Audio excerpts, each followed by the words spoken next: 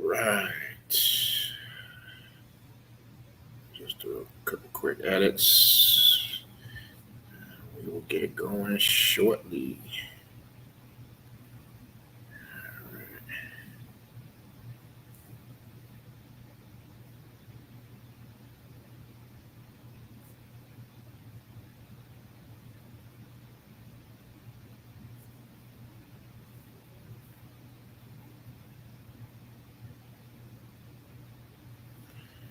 All right, let's edit this real quick.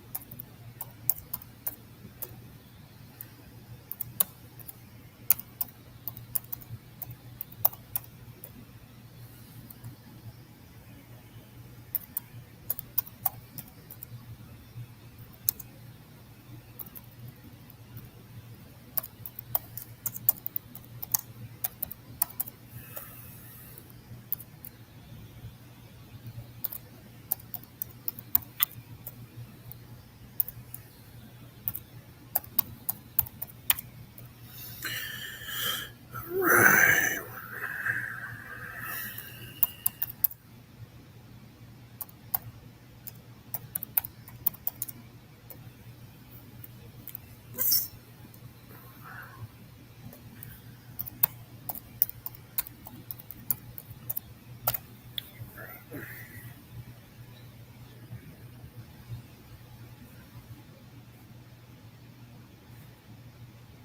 We'll start shortly. Almost done with these edits, and then we're gonna get going.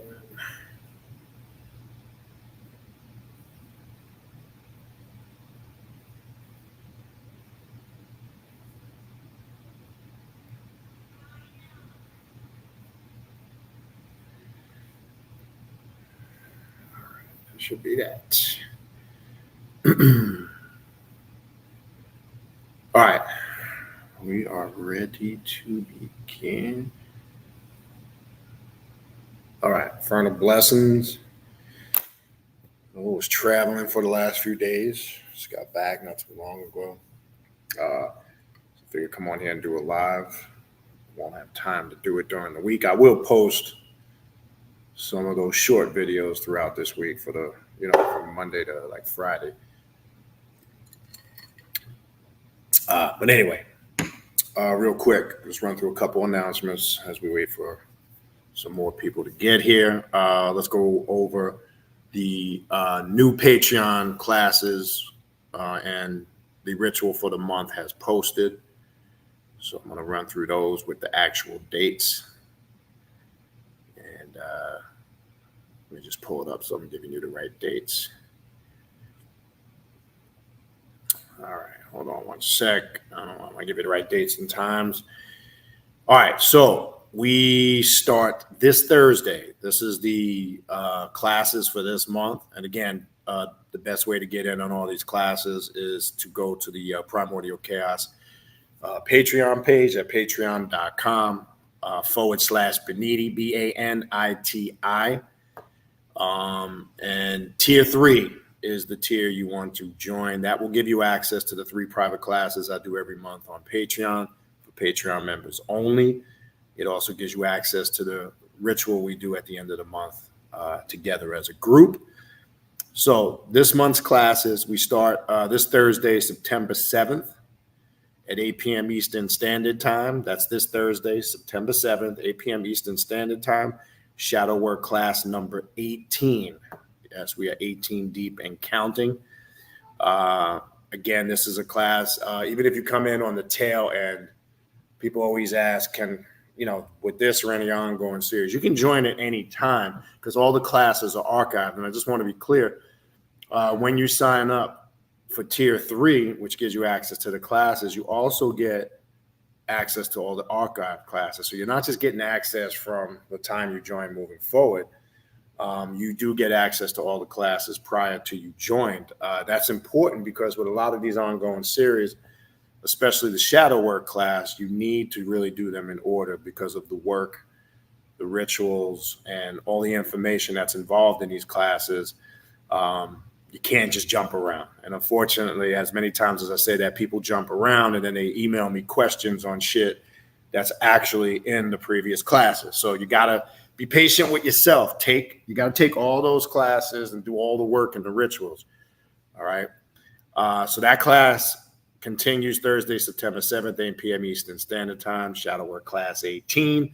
The next class is Saturday, September 16th at 3 p.m. Eastern Standard Time, Eastern Left-Hand Path, Occult Class number 6. That's 3 p.m. Eastern Standard Time, Saturday, September 16th.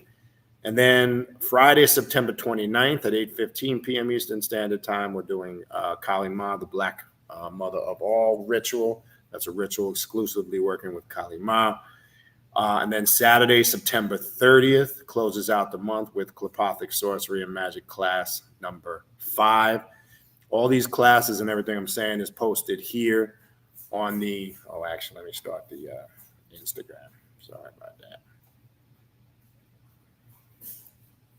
There we go.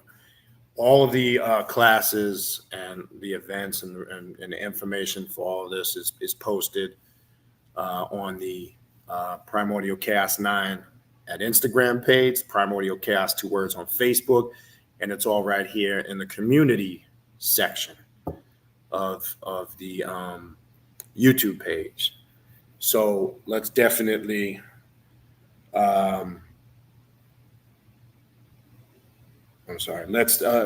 definitely, if you want to sign up for those classes, that's the way to do it. Go to patreon.com/Baniti, BANITI tier 3. If you're interested in a spiritual reading or a consultation, as you see in the description box of all the videos, various different types of readings I offer. Klepothic demonic readings, Egyptian oracle readings, deity readings, shadow work readings. Just send me an email and I'll send you information on how to book a reading or a consultation, and I'll get that information over to you. Hold on one second.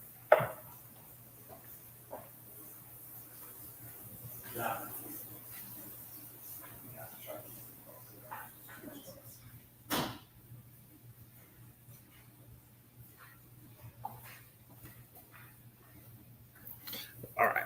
Yeah. So as I said, shoot me an email and I will send you information on how to book a reading or a consultation. Also, the 6th annual Journey of the Black Adept Conference is in full effect. You can sign up and register for that now. That will be taking place at the end of October, the 19th to the 22nd. On the 19th, which is Thursday, we have a meet and greet. The 20th and the 21st, which is Friday and Saturday, we have classes, workshops, and presentations from 9 to 4 p.m. We come back in the evening on both nights, on Friday and Saturday, to do some ritual work as a group on both nights, followed by a group dinner and just some socializing, hanging out, and having some fun on Friday and Saturday. Sunday is a question and answer class that finishes up that I'll be doing on Sunday the 22nd from noon to 4 p.m. You can also attend virtually, which gives you access to all 3 days classes on Friday, Saturday, and Sunday. Shoot me an email. Again, everything I'm saying is in the ticker at the bottom of the screen. It's in the description box of the video. Also, check out the Primordial Chaos podcast page, which is available on Spotify and all major podcast platforms. That direct link is also in the description box of this video. All right. Any of the aforementioned, again, contact email in the description box of the video. the direct link to the Patreon page, the official Primordial Chaos Patreon page at patreon.com/Baniti. It's in the description box also of this video if you want to sign up for the classes. Anything you need to reach out to me, it's in that description box. All right. Now that gets us to our topic. Hang on one second. I got to send a quick text. All right, hold on one second.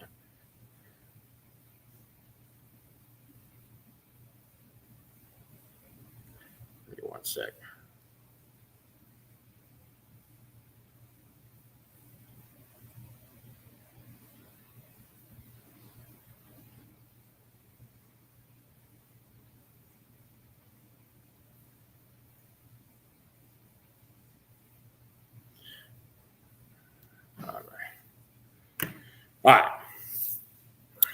All right. So you see the topic, what I kind of want to talk about tonight. Very important in the sense of what you see going on out here, right? But we're going to connect it also to magic, spirituality, because everything that's really going on, if you're paying attention, all the changes that's going on in the world, all the technology, all these different things that they're throwing at us through artificial intelligence, which is big now. Everybody's talking about it, but I don't really think everybody really understands what it is. I'm hearing spooky theories about it, people coming with conspiracy theories. We're going to talk a little bit about that, thought forms and the human aura, and what motivated this, which I'll give you guys the reference. There's a short section in one of Rudolf Steiner's works in The Essential. I think it's The Essential Rudolf Steiner. It's a book. That's what the book is called, The Essential Rudolf Steiner, where you can go look some of this stuff up. And going back that far, okay, if you're familiar with Rudolf Steiner and a lot of those occult authors at that time, things that appear new really aren't new. Okay, hold on 1 second. Got one other thing. My bad.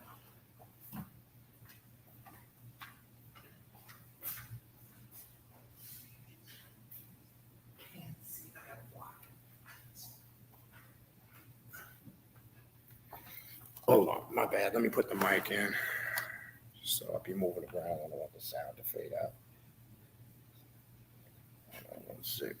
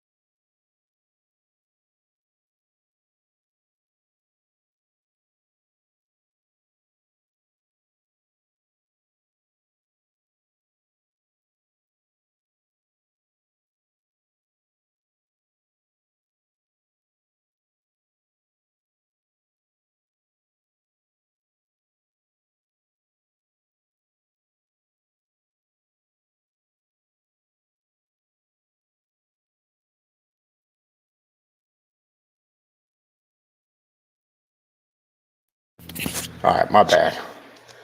Should be able to hear me now. Can you hear me now?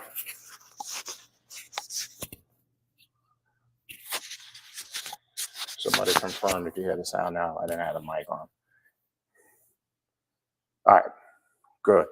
All right, so what I was saying when the sound was muted, everything that's going on now, as I said, we were told about this years ago. Like, for an example, back in the 80s, early 90s, we really started talking about how the computer would advance the cashless, checklist society.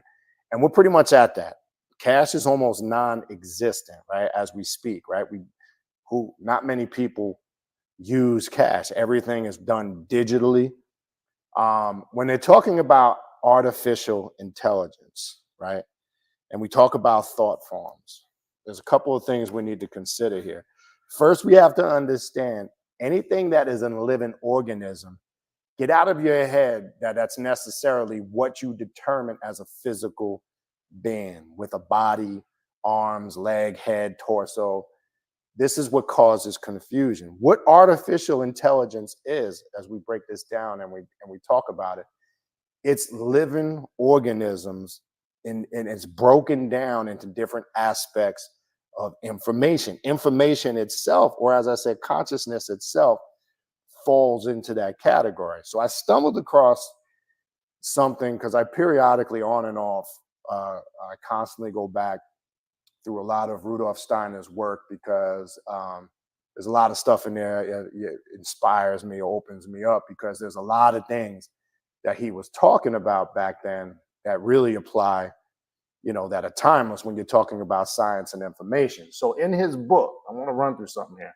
I'm going to connect all this: thought forms, artificial intelligence, the human aura, because we're also going to get into the importance of wavelength, energy, light, how that light and energy is transmitted.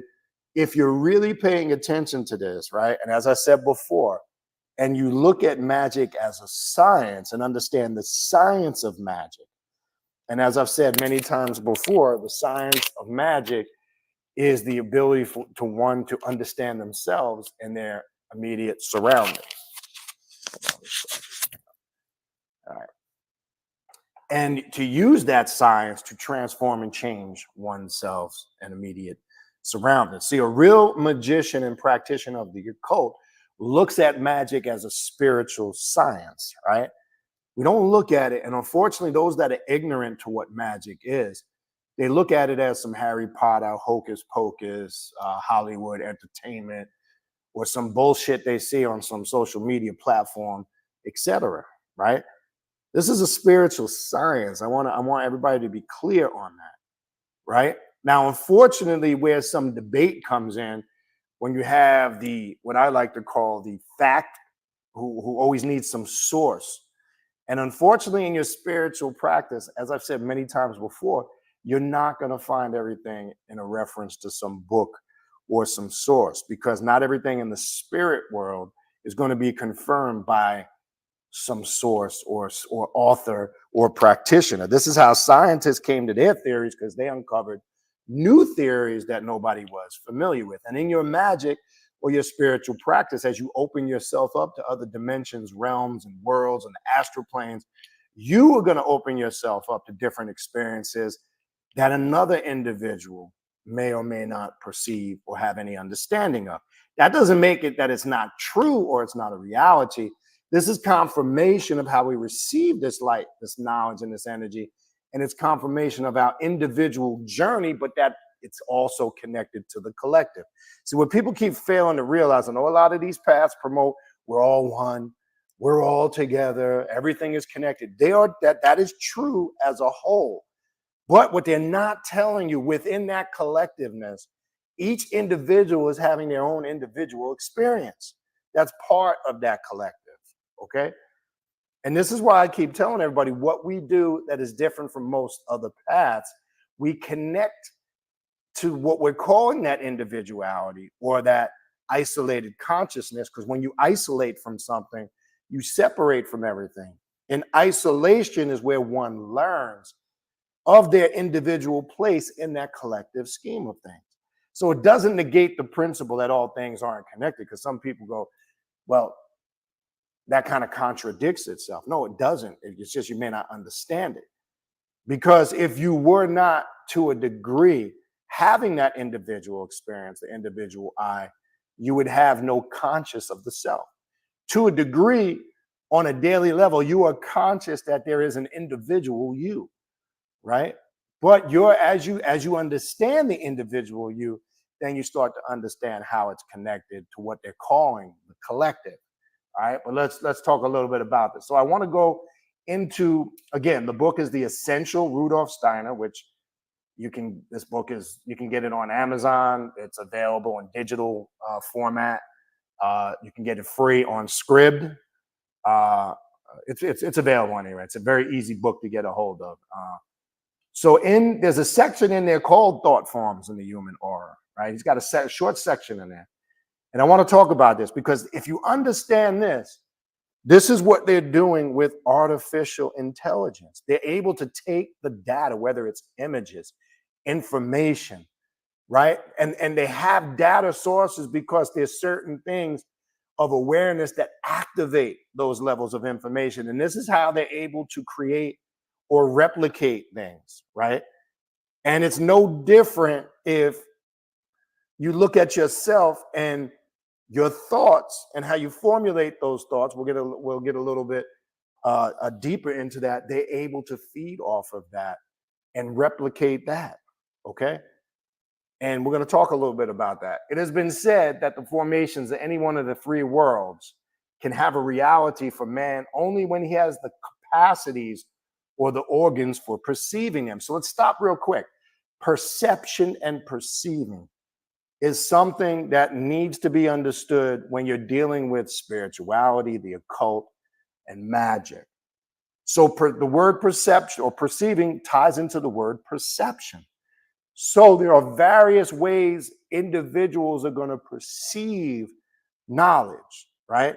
Everybody's going to base that perception on how they are understanding it. One, that understanding is going to be defined by experience, how much experience they might have on that level of information, what they've been exposed to, and then their understanding of it, right? So as I've said many times before, we can bring up a topic, does God really exist, right? For an example, which seems to be what a lot of these conscious platforms always like to talk about. And it's just really, it's a dumb rhetorical question because the person that is asking it is God, but they're too stupid to realize it. So we have these philosophical debates, these ego fests, where everybody's going to give their perception on that, and then they'll quote information, stuff that they read, and it makes them sound intelligent and wise. And some of it, yes, is good information. It's in books, whether they tell you or not, but they're getting it from some source. It's in books. And that's all great and everything. But the reality is, it's still an individual's perception. It's not yours. You have to come to your own, as I said before, going back years, when I first started doing YouTube videos, I'm trying to show people how to have their own experiences and come to the realization of truth and reality based on your own experiences, not somebody else's experience, not what you read in a book, not because you are so captivated by some occult author that you're embracing all of their experiences. None of that. All right. Let me continue here. So perception or perceiving them. He perceives a certain occurrences in a space as light phenomena only because he has a correctly constructed eye. A polite way is we're falsely perceiving things the way we think we're seeing them with the constructed eye, right? How much of what really exists reveals itself to a being, it depends on his receptivity.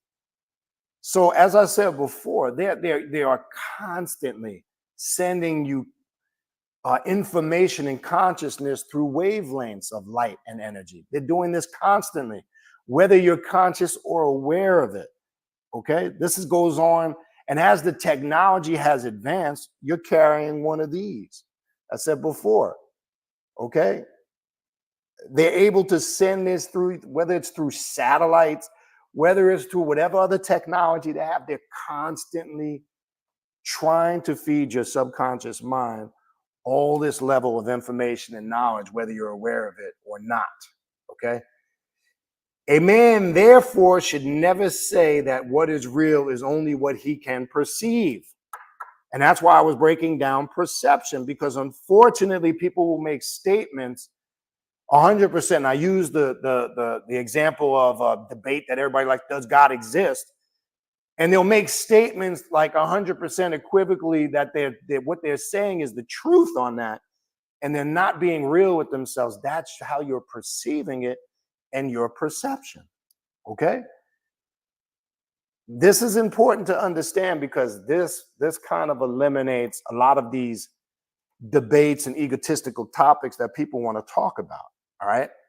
Much can be real that he cannot perceive for lack of organs. Let's talk about that. Now, the soul world and the spirit world are just as real as the sensory world. Indeed, they are real. Now, pay attention to this, because if you work magic, and what we break down in this science, what we call greater black magic, medial black magic, or lesser black magic working, you're getting the science, really, if you're paying attention, of how when one carries out a magic ritual or an occult ritual, right? You must understand this science, right? Because the power of working a greater black magic, working for whatever purpose, right, is precepted on the fact that one must have the ability to tap into their subjective consciousness, or their subjective realms, their subjective worlds, right? And pull from that subjective consciousness and bring it into their objective reality or objective consciousness, right? This is really what they do when they're feeding you thought forms and artificial intelligence, because they're taking it from somewhere,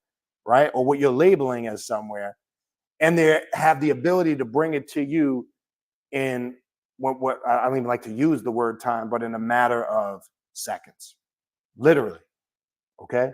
It's no different when you understand how movies are filmed and how many images, right? If you break it, again, I don't know the exact mathematics, you can look it up. There's different cameras that capture different images. So every time you're watching a movie, especially in these high-tech theaters, or you're watching a movie on TV with all these new ultra 4 definition TVs and beyond, they are stamping images and information subconsciously in your mind. This shit that's happening when you're watching that stuff that you're aware of and that you're not aware of, right? And the amount of millimeters on film and all that plays an important role of how many images, and we know images, right, do carry information, right? Even when you get into memes, or you get into I did a video a while back on memetic sorcery, which I might revisit that. Even when you get into memes automatically ingest information into your subconscious mind. They know this, and this is the power. And whether you understand it or not, information itself is a living organism, right? We got to stop thinking a living entity, again, as I said earlier, is what we're terming as a human being with a human body, right? This is I'm not saying everybody here, but unfortunately, there are people who are ignorant that still believe that, right? Let's continue. All right. All right.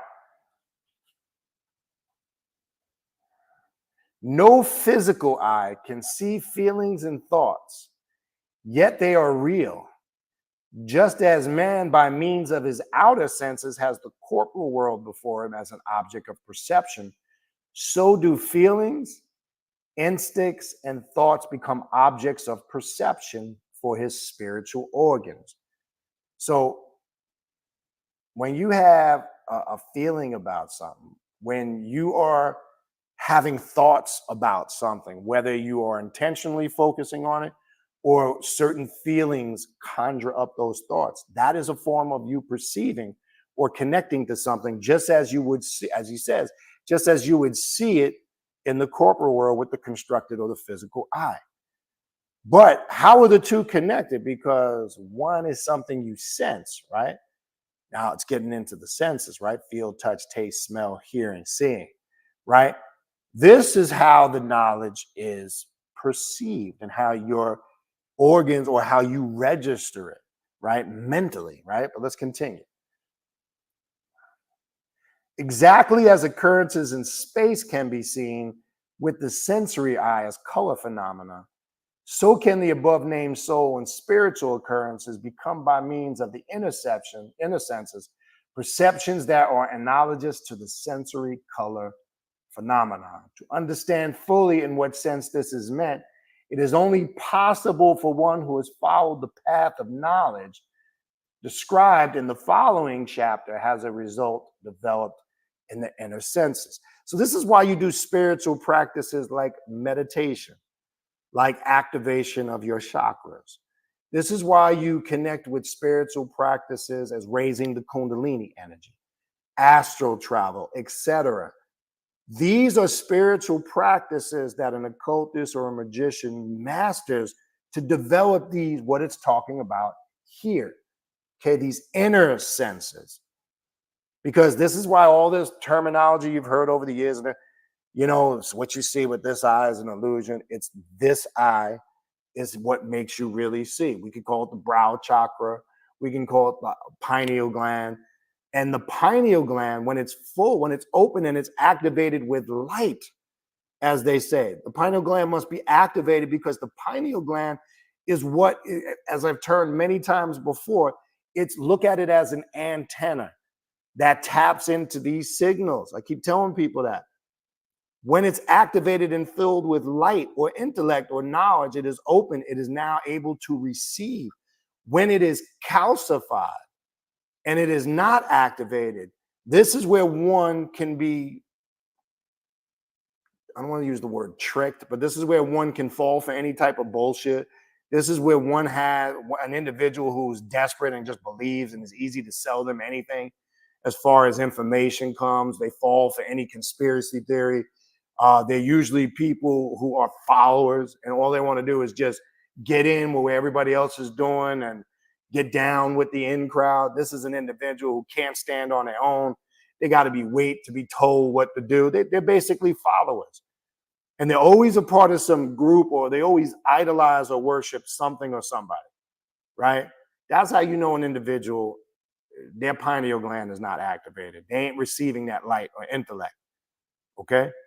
And as I told you in a previous video, if you look at the Lucifer sigil, and if you take it and turn it sideways, it shows you how light is received, how it enters the body. If you look at and place it towards your face and look at how the end parts of that sigil, it literally fits perfectly, dynamically with the top of the brain, the eyes, the nose. You'll see it if you turn it different angles. The Lucifer sigil, which is the embodiment of all light, knowledge, and intellect, and it's the embodiment simultaneously of darkness where that light emerges.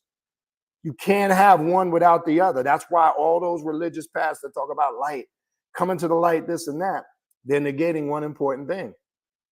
You can't have light without darkness because all things emerged from darkness. They focus you towards the artificial light, right? Which we become so dependent on, whether it's a light bulb that lights your house, or that's the artificial light we depend on, right? To live, to exist, or it's the artificial light that they feed you, the false information. You become dependent on that now because they've made sure they've taken you away from the darkness, because they made sure they labeled darkness as something evil, negative, bad, and then created this character called the devil to scare the living shit out of you. Oh, the devil and blackness and darkness. Don't go there. That's what that is. Come into the light, right? They're referring you and programming you to two things: the artificial light, and that artificial light really doesn't just represent the artificial light, electricity that we have created, right? It's talking also about the light they're trying to tell you to come into is that artificial knowledge that's not real, okay? It's what they've altered to try to get you to accept as your reality. Just as they fed you religion and indoctrination, they're trying to do it now via artificial intelligence if you're not smart enough to cipher through it. Just like anything else, artificial intelligence can be used for something good, something bad. But now that they've gotten a code on everybody, based on your thought forms, the way you behave and the way you think. They can now read that through your aura, okay? And if you don't think auras can be seen or read, there's something you can go look up really easy called Kirlian photography, right? And by colors, sound, and vibration, they can pick up a lot of information off of your aura based on how it's vibrating, what frequency it's at, and the color that it is giving off. It easily reflects your mood. Any spiritualist knows this, right? So they're able to use, if you don't understand this science, then you won't have any type of idea of how this process works, okay? So they have the ability to do this. So when they started going back however many years, a long time ago, whether it was through various systems of indoctrination, whether it was spirituality, history, science, mathematics, right? There was a conscious effort, right? And when you're using the phrase, the two words conscious effort, they consciously put an effort out. And the effort that they were putting out was for systematic control of the way people think. So that was a thought form that they put out there, and they all banded together and were on the same wavelength of frequency to do this. And it worked. Because here we are today in 2023, and people are still debating over stupid ass shit that really holds no weight. You got people still debating over the Bible and the Quran, and or who has more knowledge, the Black Hebrew Israelites versus ancient Kemet, and all this shit that really is for entertainment value, and it's an ego fest. That's all it is, because it's the same old shit recycled over and over. And what people don't realize as they feed into that paradigm, you're perpetuating that programming.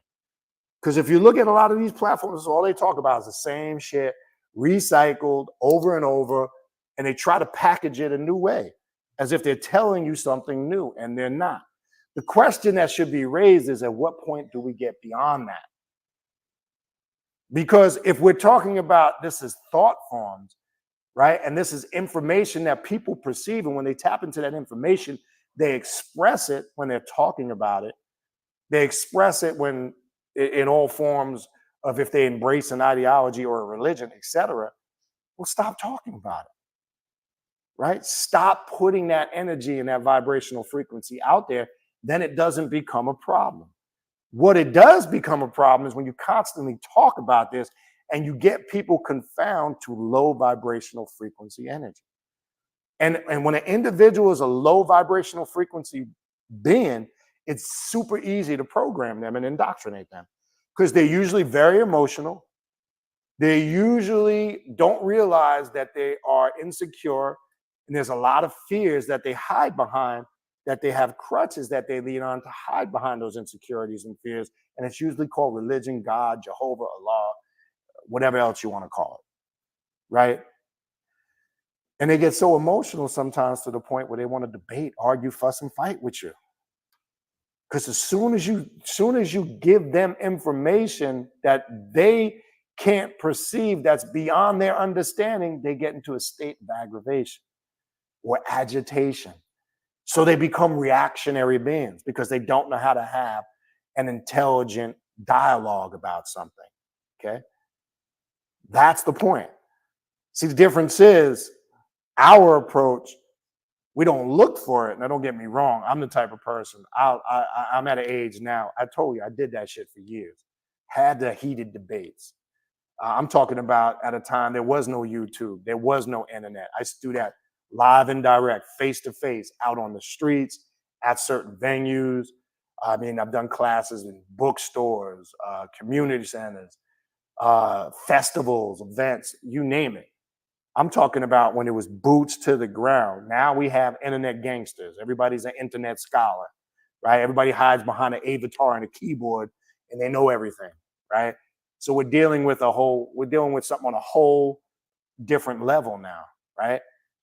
I avoid that altogether, but don't get it twisted. You push the wrong button, you're gonna get your feelings hurt, right? You should only resort to crushing somebody's skull and completely annihilating their bullshit if they cross that boundary. See, we live by a principle. We're not the initiators or instigators, but once you cross the line, it's over. I can tell you, I can promise you, cross that line with me, it is over. I will make you rethink your existence. Okay? Especially when you come arrogant with all that religious bullshit. And you need to, oh no, I know everything. And oh, you need to accept this or that. Or you got such an ego that you don't think anything outside of what you're perceiving as truth is correct, but what you're perceiving as truth. That's your first mistake. Okay? So these are the ways that they're able to feed us this information. We need to be conscious and aware of it. All right.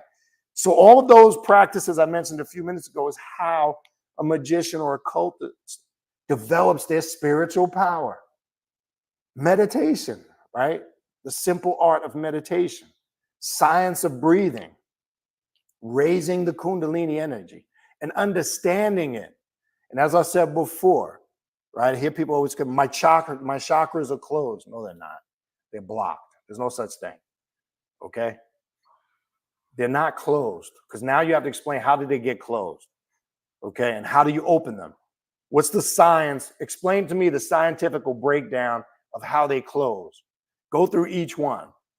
Okay?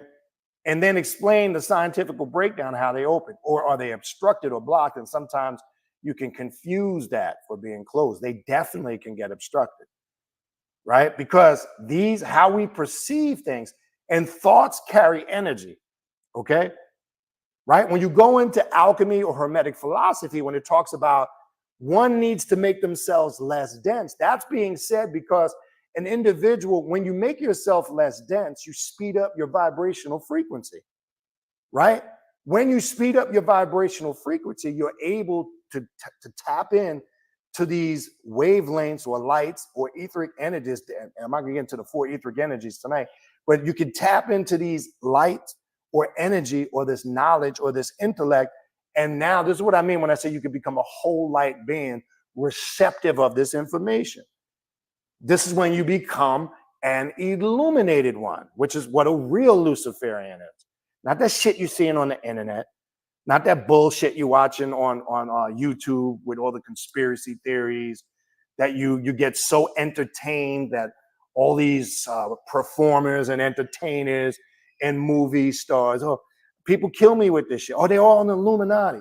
How the fuck do you know? You in the Illuminati? Are you a member?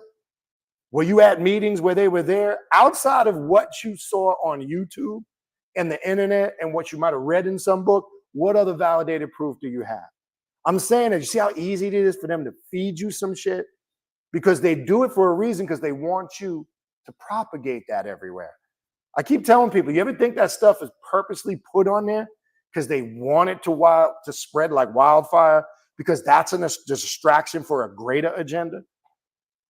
I say the same thing to people who say stupid shit. Well, in Masonry, what they do in Masonry is they do all these bizarre rituals with animals and shit. Are you a Mason? Have you been in lodge? I am. I went through all those degrees, and 99.9% of the shit I hear, people have no fucking clue what they're talking about. Okay? So if you think any of that bizarre shit, I want to know what lodge number, where you claim this went on, and how did you know other than hearsay? So if you were not a member and you did not partake in any of those rituals, how the fuck do you know? That's all. Simple question. And you'd have to be honest. Well, I heard such and such. You know how many times I've sat in classes? I don't go around announcing shit. I've sat in classes and I've listened to so-called scholars and lecturers stand up there, talk about OTO, the Order Templi Orientis, Freemasonry, and I belong to all of them orders, the Rosicrucian order. And I just sat there quietly, didn't say a word. I just want to hear the bullshit. Yeah? Hear the bullshit. And I don't say anything. I'm like, this person is so full of shit.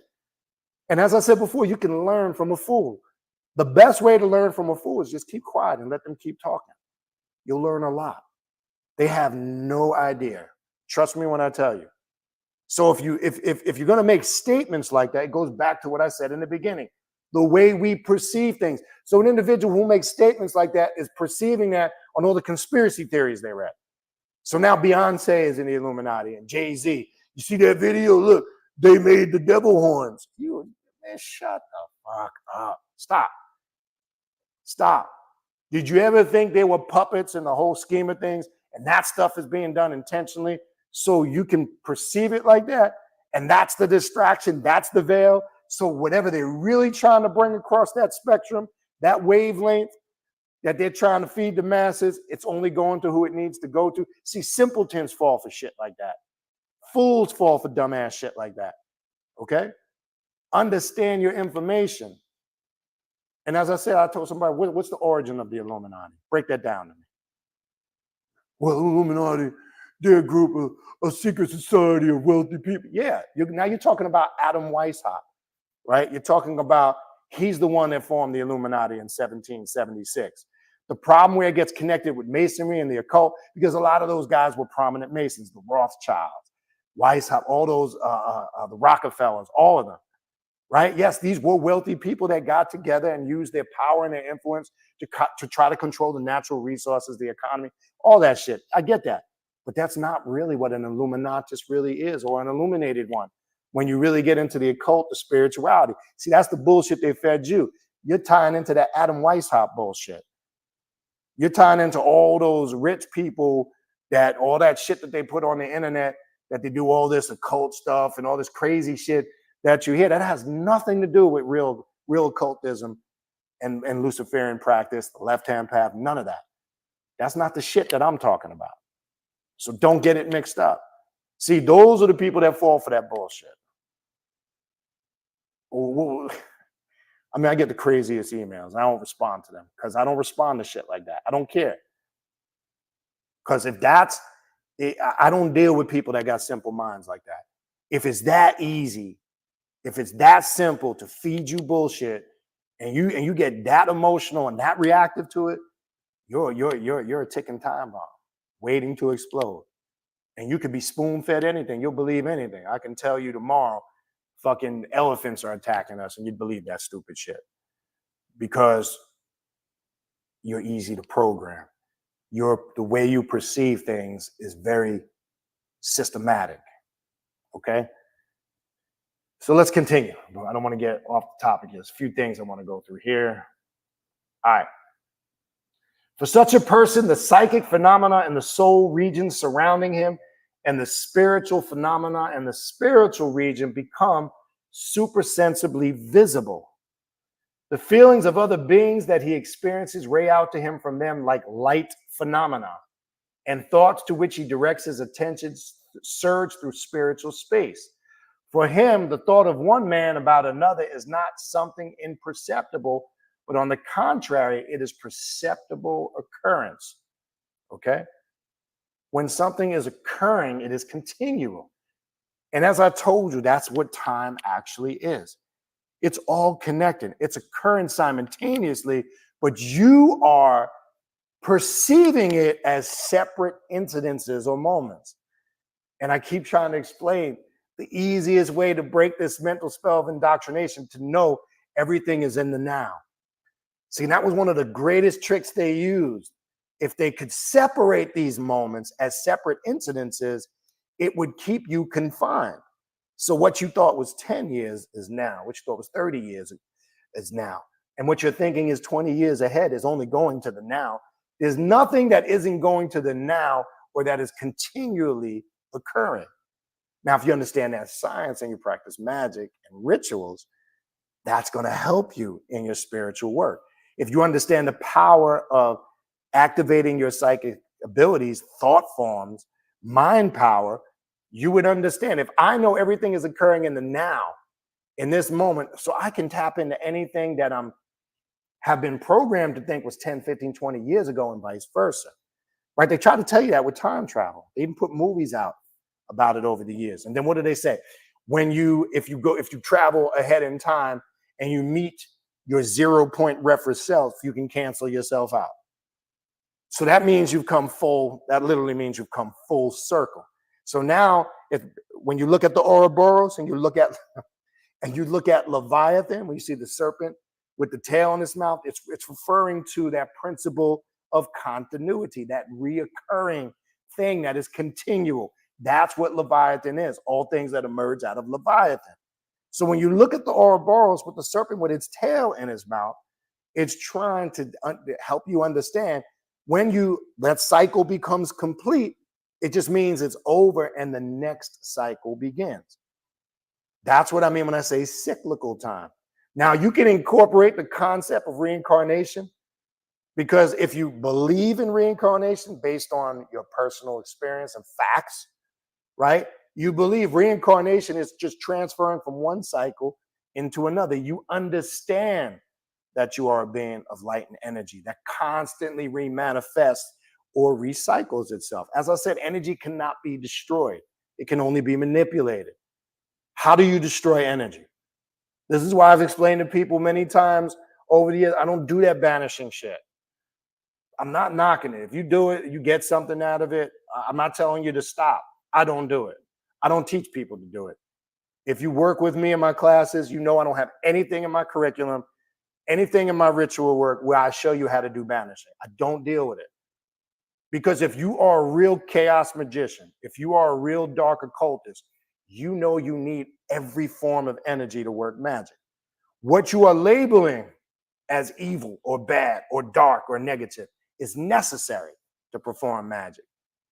Not just the light, the tutti frutti good stuff, the tutti frutti fresh and fruity. You need all of it. I don't teach people to do banishing. That's lesser magic. That's religious magic. Because when one feels they need to banish, they are admitting to themselves, whether consciously or unconsciously, there is some inferior force outside of themselves that can harm or attack them. Then you can't be in the state of mind of being a god or a goddess. If you believe something outside of you can attack or hurt or harm you, okay? When you are locked in this path, that way of thinking is out the window, okay? Because what we are labeling bad, good, dark, light, ugly, destructive, happy, sad, joy, it's a matter of perception again.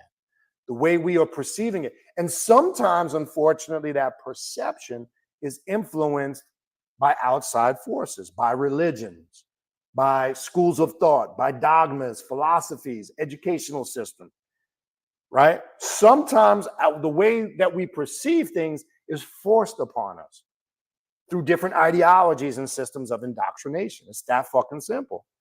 So this light and darkness thing and spirituality and religion, look how that's been forced upon certain people.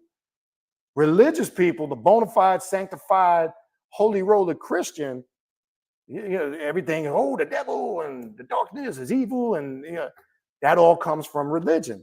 And as I said before, they don't even go into their own Bible and realize in the very first chapter of Genesis, their God existed in the void and the chaotic, dark, watery abyss, because it says God's spirit roamed across the void and the deep. This was before he said, let there be light. So this is confirmation, that darkness that they run from, that primordial chaotic energy that they've been running from, is the very essence of where their God emerged from in their biblical story. So how can darkness be a bad thing? Somebody explain that to me. See, when you think darkness is this spooky, evil thing in horror movies and entertainment and all those conspiracy theories, then yes. You know how spooky motherfuckers are? Think about when you were younger, or even some of you motherfuckers now. I'm just gonna keep it real. Think how spooked out you get when you're in a dark room and all the lights are out and you're the only one in there. Think about this for a second. And all of a sudden your mind starts to race, right? Stupid shit starts to come in your head. Is there something in the room? Is there something in here lurking? Is something gonna jump out and get me? Whether that was when you were a kid or now, where does that aspect of fear come from? Did you ever ask yourself that? It was there when you were a small child. And unfortunately for some of you motherfuckers, it's still there today. You still go into a dark room and bug out when the lights go out and it's silent and it's quiet and it's dark. You know what happens is the stupid you or the mundane you cuts off.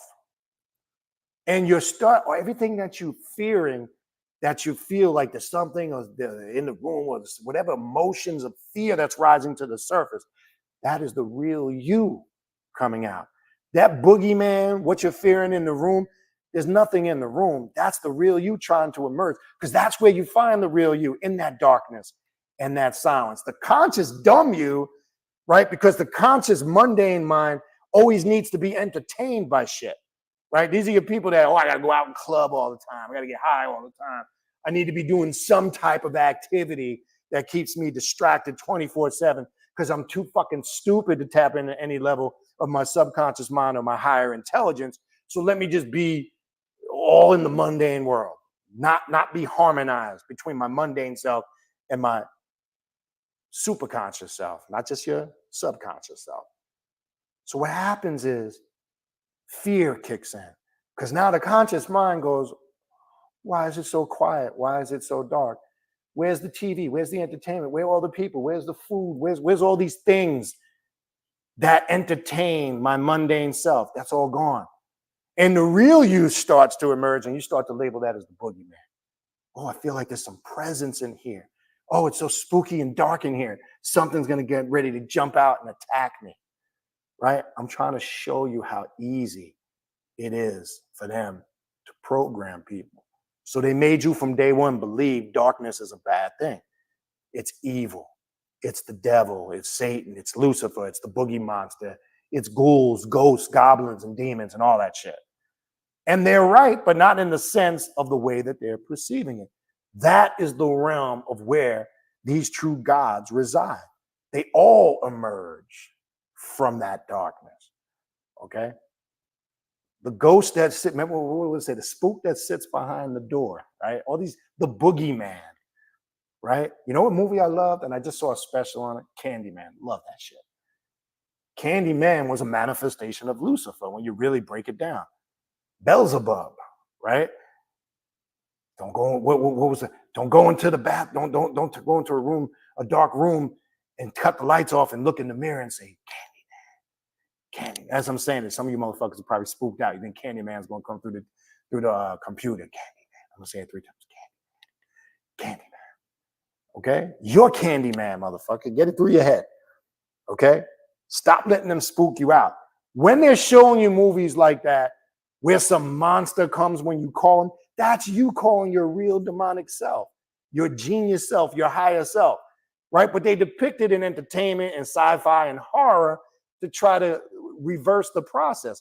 But all that is you tapping into your subjective consciousness, the real you emerging, right? But they don't want you to do that. So behave, accept Jesus as your personal savior. Make sure you're going to church every week.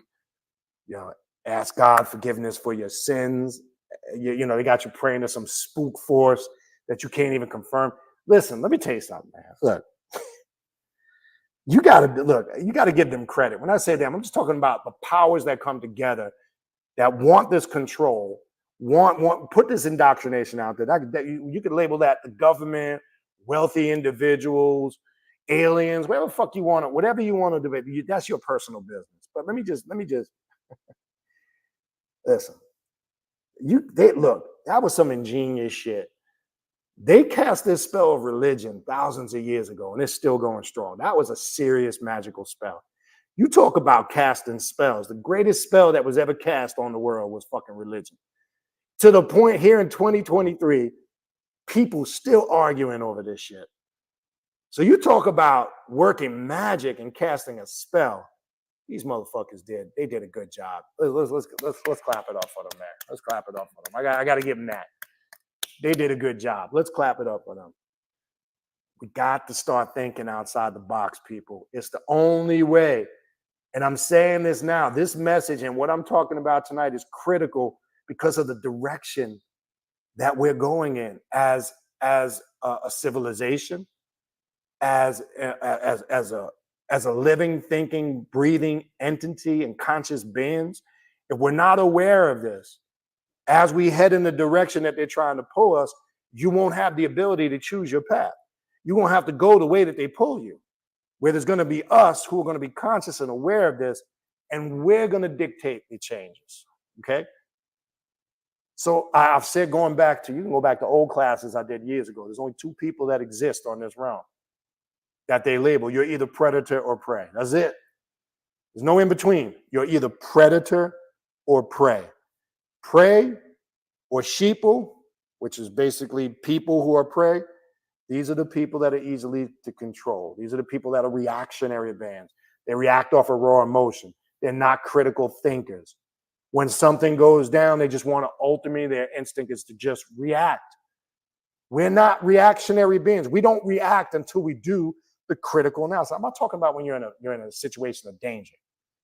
I'm not talking about that. When you're in danger, it is natural to react any way to defend yourself. I'm not talking about that. I gotta make that clear.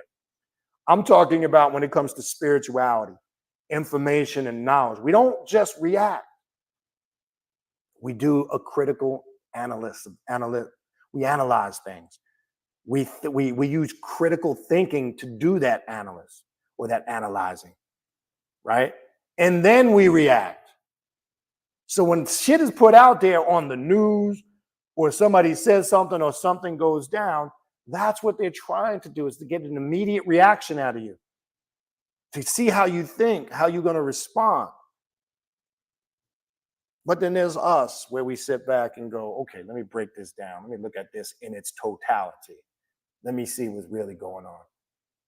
And then we draw our conclusions. This is how you are supposed to react. When you're just pure reactionary being, 9 out of 10 times it's going to get you in trouble. Look, when the COVID shit, that first wave hit in 2020, they intentionally put all this racial tension out there. The George Floyd shit. Motherfuckers, it was a test. And I keep telling you, say, here they go. They running that test. They running that drill. It's like the fire drill in school, right? They all want you to run the drill, get in order to see how quick you get it. It's the same shit. They run the fire drill on your ass all the time. So they said, what would happen if we had a pandemic, racial tensions were high, and all other shit that they had going on, the presidential election, you had Trump. Look at all this. 2020 was a fucked up, chaotic year because they ran the drill on you in 2021 to see how you was going to respond. They're trying again now. They're aiming to try that for another shutdown to see, because they saw how the first one ran. They're trying now again. COVID's on the rise. Should we put masks back on? Here they go again. Anytime you see this, be a critical thinker, because they're getting ready to run another drill. They want to run a drill on your ass again. The first one was a test. And I told y'all back then, go look at the videos I did back in 2020, 2021. I told you they ain't done. Okay? That's the drill. They ran the drill, just like they do a drill in school, fire drill. A drill is to see how you respond. That's what a drill is. How you going to react.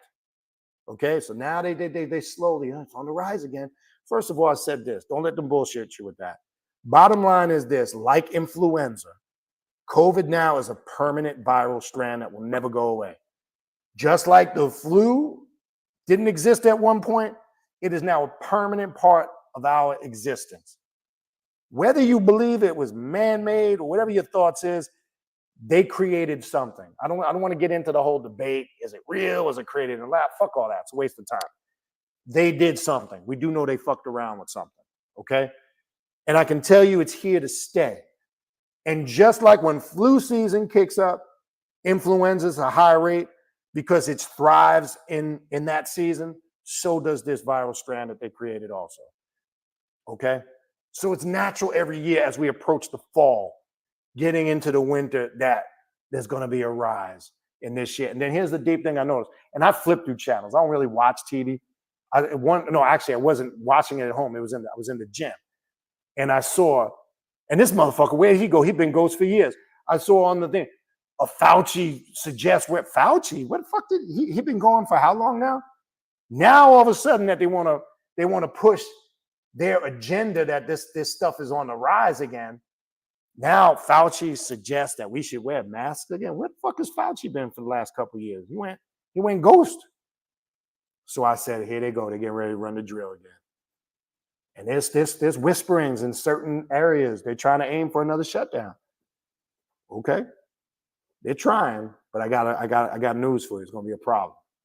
Because after what happened the first time, nobody's gonna be falling for that shit. Okay? And as I said before, I don't want to get into this too much. I told you, part of that drill covering your face, staying a couple of feet apart. That was to see if they could detect you on radar. That's all that was, to see if they could get a profile of your face while it was covered, because they're developing a new technology. That's all that shit is. And part of this technology is this artificial intelligence. You guys got to wake the fuck up and really understand what's going on here. Okay? And they use this they've been using this technology in the military. Okay? Soldiers that go into combat are connected to radar, so they can always see them on radar. But they need to be an X amount of feet apart, because if they get too close, the signals can cross. So they're trying to develop a technology. If you're very close and your face is covered, can they still get a profile on you? That's what that shit was. Stay 3 feet? I can't remember. Stay 3 feet, 4 feet apart. Right? They had us like robots. Like robots. And then all of a sudden, not that AI wasn't emerging on the surface before then, but look how AI now has gone to a whole nother level. Now, ever since post-pandemic, AI has become even more. Now, let me ask you a question. Maybe they were sending out signals and energy to get profiles on all of us. Okay? I mean, they can do it with the phone, because your phone basically tells them everything about you. Everything you search on Google tells them your likes and your dislikes. Every website you visited, it goes into your profile. They know this shit. And don't listen, man. Don't be fooled by a VPN. Okay, I'm gonna tell you this. I know people, yeah, get a VPN, a virtual private network. They can't, man, get the fuck out of here.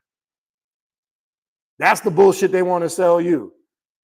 Just because people think, I know so many people that they got a VPN, and they think, oh, that their history and where they go is not, man, please.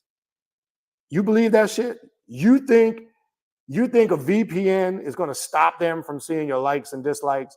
I know people that got VPNs, and they might have been on a website looking at Nike sneakers or looking at a certain clothing, and then all of a sudden you go on Facebook and Instagram, and advertisements start to pop up of everything you just searched for recently. You think that shit is a coincidence? Absolutely not. This right here is nothing but a big ass satellite that's connected to you. It's got a GPS track. Well, I turn my GPS off. Fucking dumbass.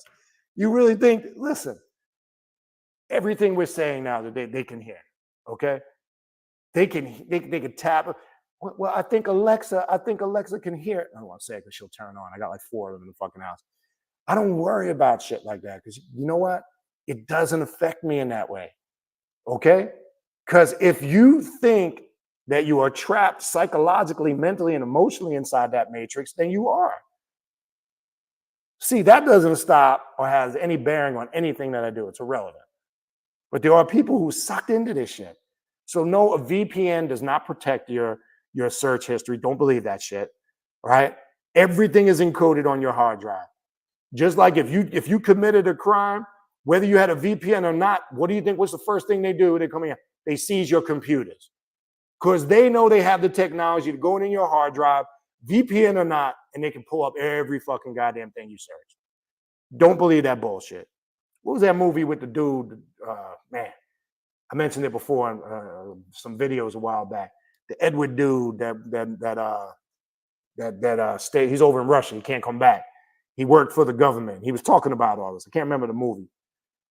Somebody might remember typing in. They showed you all this shit in that movie. Everything I'm telling you is in that movie.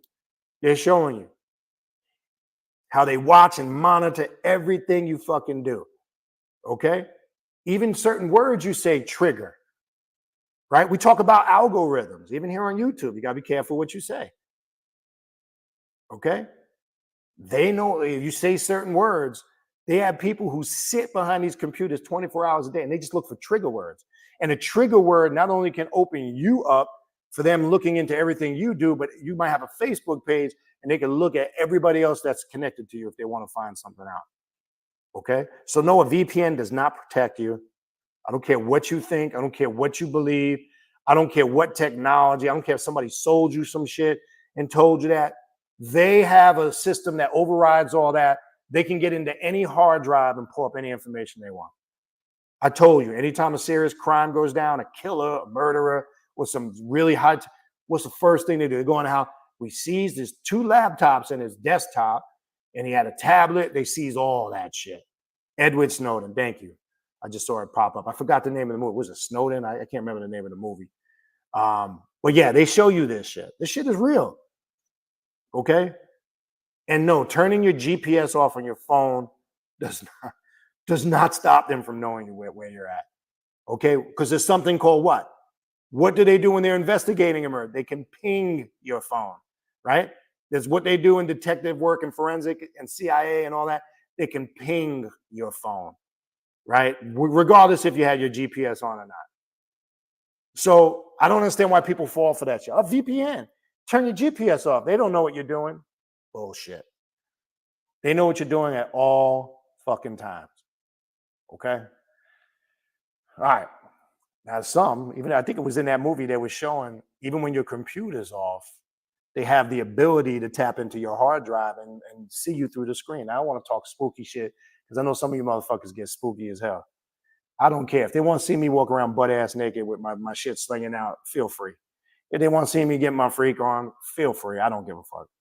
Okay? Because I ain't doing nothing out of what I don't want to do in my spectrum. I don't care. Okay? Doesn't matter to me. Because why? Because it's not changing my journey. It's not shifting my consciousness. They can throw all that shit at you until you embrace it and accept it as your reality. Then it becomes real to you. Then you're affected by everything that's connected to it. When you don't, you just look at it as you're just, see, I told you, you just look like you got to look at this whole reality that they throw at us, but you're the puppet master controlling the strings, not them. But when you are the puppet on the strings and they're doing the controlling, then yeah, it affects you, right? This is why I don't respond to them dumbass emails. Well, I saw on the news, some motherfucker sent me an email a while back about the chupacabra. Like, you don't think that stuff, like, really? I think it was the chupacabra in Puerto Rico, if I'm not mistaken. And I'm like, that's old shit.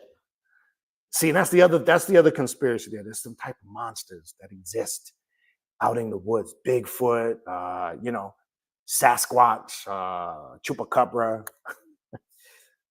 that stuff. If you study some of that stuff, yeah, there's possibilities that stuff exists.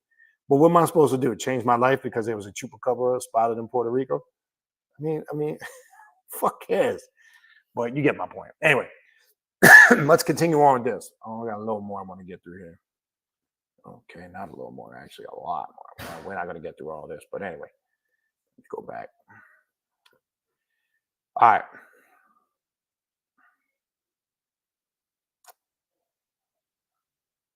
All right.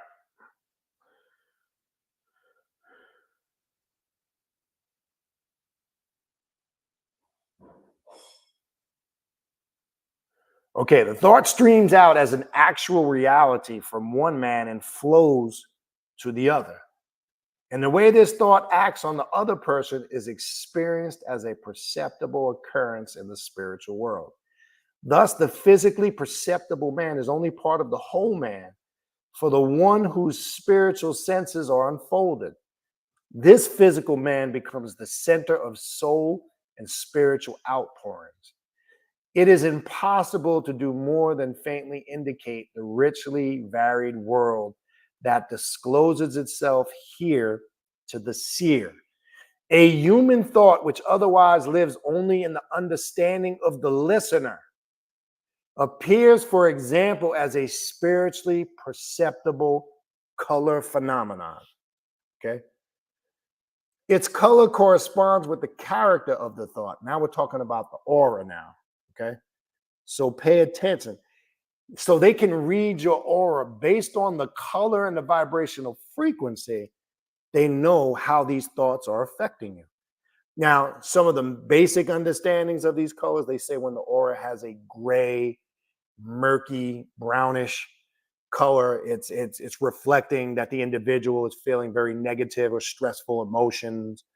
Blue, green, and yellow represent highly spiritual healing, spiritual awakening, this and that. Now, red, depending on what perspective you're coming from, that's not what it means to us in the cult. But red, they detect can they'll say it's somebody who is very benevolent or aggressive or has a very intense energy about them. Now you can look at that in two ways, right? There's two ways to look at that, right? White, deals with purity, and it's just a simple way of them to see how your emotions are being expressed through your thoughts, right? And the way you feel and how you tap into your emotions is going to affect the way you think, right? And when I was talking about earlier in Hermetic philosophy and alchemy, right? They talk about one making themselves less dense, right? And the way one makes themselves less dense is by being able to assimilate their thoughts and their emotions. Because if you're a person that is extremely under high levels of stress, you're dealing with a lot of emotional issues, emotional problems, that stuff weighs you down to a degree where a lot of those inner senses that we were talking about earlier, you don't have the ability to develop them, right? It creates a blockage. It creates an issue where you can't develop those higher senses, right? So now what they kind of want to do is, right, with this AI or this artificial intelligence, they kind of want to now, as I said, it started with controlling every way, shape, form, and fashion, the way you think, what you eat, the choices and the decisions you make, the spiritual path you choose for yourself. If you really think about it, think about this for a minute. Somebody that maybe not on their own path of self-mastery, right? When you look at those lesser spiritual philosophies, dogmas, religions, and systems, they're really all the same thing. They're not really giving you a choice. You're under the illusion that you have a choice, that you have free will. If you're still confused at what I'm saying, it's like if you go shopping for a pair of sneakers, right? You're under the illusion you have a choice, but who created all the choices? Think about it. You didn't create any of the choices, right? It's the same thing with your spirituality in those lesser dogmas and religions, whether it's Islam, Christianity, Judaism, Hinduism, Buddhism, whatever it is, right? They just give you different choices, creating the illusion that you have the free will to choose. But in essence, you're still choosing what they put in front of you. Same thing when you go shopping. It's the same thing with a lot of other things in life. The question is, did you create the choices and the options? If no, then you fall right into that paradigm. Okay. So I'm not saying don't buy a pair of sneakers. I'm not saying don't do this or that. I'm just saying make sure you're conscious and aware of this, right? It only becomes an issue if, see, if you go buy a pair of sneakers, you go with the intent, I just buy a pair of sneakers that I like. As opposed to, am I going to buy a pair of sneakers because I'm more captivated by what the brand name is? More so than me making a personal choice on what I want and what I like. That shifts the paradigm a little. You may not think so, but it shifts the paradigm a little. Let me show you how easy. If I took, say, let's say I took a pair of Nike sneakers and I took the logo off them and I just put some other bullshit on there. Immediately you're going to be programmed to say, oh, what we used to call them back in the day, Bobos and Skips, and we used to call them Skips back in the day, wearing Skippies, Bobos, right? You would immediately react in that way. 100%. Why? Why? Because when I was talking about memes and memetics and symbols and signs and logos, that projects consciousness. So immediately when it comes, say, to sneakers or a clothing label or design, immediately when you see that symbol, your mind automatically reflects a certain level of consciousness. Oh, that's Nike. Nike's attributed. Oh, so that's a high upper brand. Or that's this or that. You automatically been programmed. And then if you look at, if I put one that was actually Nike with the symbol on it and one that wasn't, you automatically will respond on a personal negative way to the other one. Oh, that's fake. That's bootleg. Those are skips. Those are bobos. I'm just going to show you how easy it is for them to program you through symbols. That's another way they're able to do it. And how they able, look, if I've said this before, if I say McDonald's, right? McDonald's, 9 out of 10 times the first thing you saw was the golden arches, right? Because that's McDonald's symbol, the golden arches. When you look at the golden arches, you could just be driving. You could just be driving down the road, going from point A to point B. You see the golden arches. Whether you're conscious of it or not, subconsciously, burgers, fries, shakes, chicken McNuggets, because everything in the golden arches represents what's on their menu. That's how powerful McDonald's has become. They're a global sensation. Now, if they could do that just simply with one fucking symbol, right? Don't tell me they don't have ways, that simple, quick, efficient ways they can indoctrinate and program you. Think of all companies. I'm just using McDonald's as an example because it's something very simple we all can relate to, right?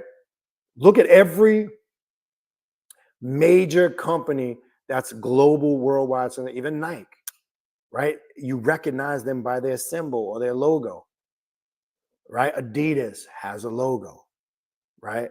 Any of these big companies, Dell, right? Any of these big companies, Apple, right? They have an Apple symbol, right? And there's a deeper breakdown of that. If you know where that's going, right? Really, Apple, like there's one thing when you look at the apple, right? Even when you get into religious mythology, they'll connect it to the serpent, right? Or the devil, or they say a sorcerer or a magician sometimes will offer you an apple or cut it up symmetrically because there's a symbolicism in the apple. So apple it opens you up to the forbidden world. It opens you up to levels of different information when you break it down esoterically. So you think it's a coincidence that Apple calls their product Apple for a reason, right? Go back to years ago when the internet first came on the scene in the 90s, I believe it was, whenever. Remember we had the dial up, what was it, AOL? You got Dell. Remember when they used to connect? Beep, boop, beep, boop. Remember all the shit? You have to wait like 5-10 minutes and shit before it connect.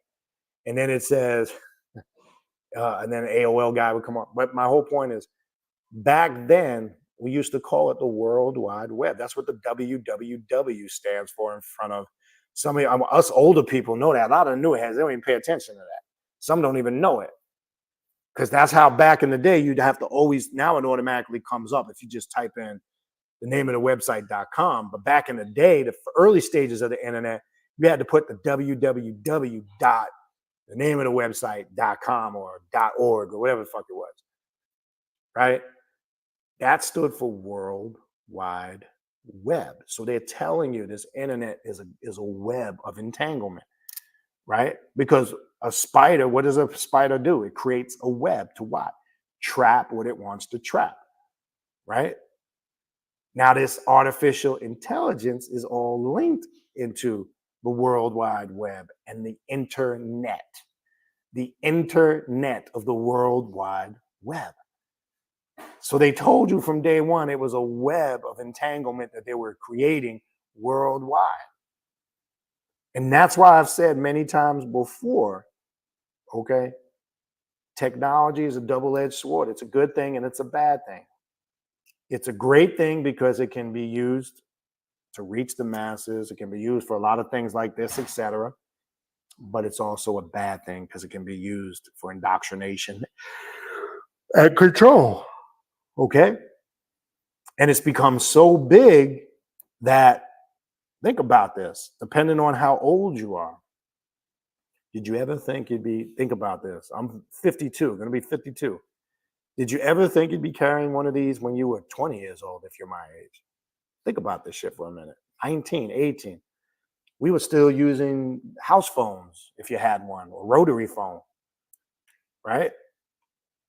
There's nobody that ever thought if you're in that age bracket, you ever thought you'd have one of these, which is always constantly connected to what? The World Wide Web. Even when you're not in the house connected to your internet connection, they created something called Wi-Fi or Wi-Fi,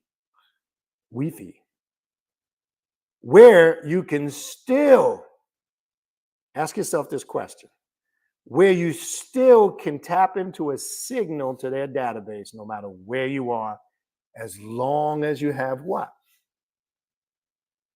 Whatever G they're up to, 5G, 6G. Okay? And where'd all the 5G people go that said that COVID was because they're developing 5G technology because of the ionized radiation? I don't hear, where are all those people? If you go do the data and the research, the level of ionized radiation, yes, ionized radiation can damage you if you're exposed to high levels of it. But when you do the research, you'll find out there's as much ionized radiation in that as there is in a Bluetooth. Okay? Because people were saying, oh, the ionized radiation caused a mutation in the cells and it opened the individual up to the virus. I got news for you. Even before they gave you 5G, they were developing and had 5G. You thought it just came out, or 6G just came out at the time it came out? That wasn't the cause. And I don't hear nobody talking about that shit no more. They all disappeared because it was a conspiracy theory that they were trying to sell people. Okay? Look, you're exposed to ionized radiation when you walk out your house. You got power lines you're around all the time. I told you, when you look at the 12 occult nerves that's connected to your brain and your neck, and the 9 magnetic particles that all link up, those things are naturally, over time,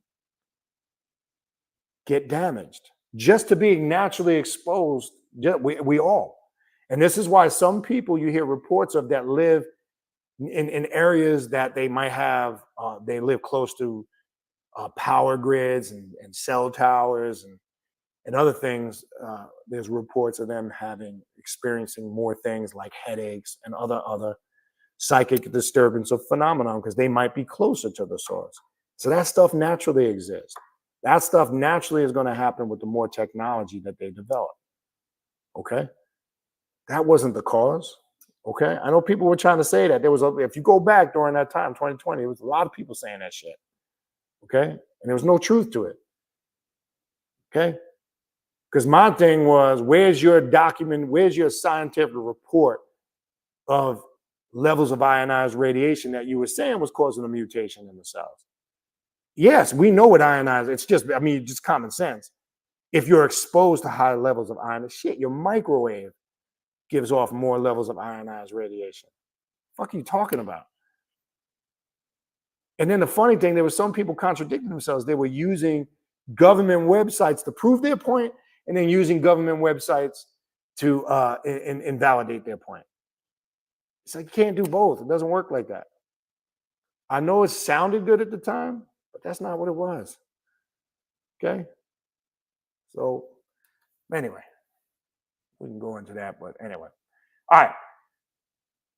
If color corresponds with the character of thought, a thought that springs forth from a sensual impulse in a person has a different color from a thought conceived in the service of pure knowledge, noble, beauty, or eternally good.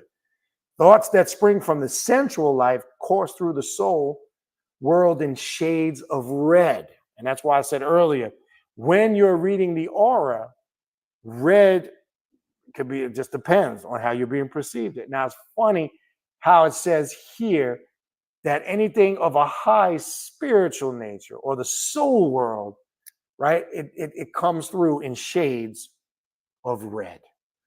Okay? This is why two of the most used colors in the occult are red and black. Why do we use red and black all the time? Why are the use of red and black candles, right? Why is red and black associated with Allegra, Ishu, or Papa Legba in them 3 different pantheons? Okay? Why is red and black associated with Shango and Ifa? Right? Because of what red and black represents. It opens up roadways, gateways, spiritual paths, especially when you connect it to Legba, right? Which is another mask of the adversary. Okay.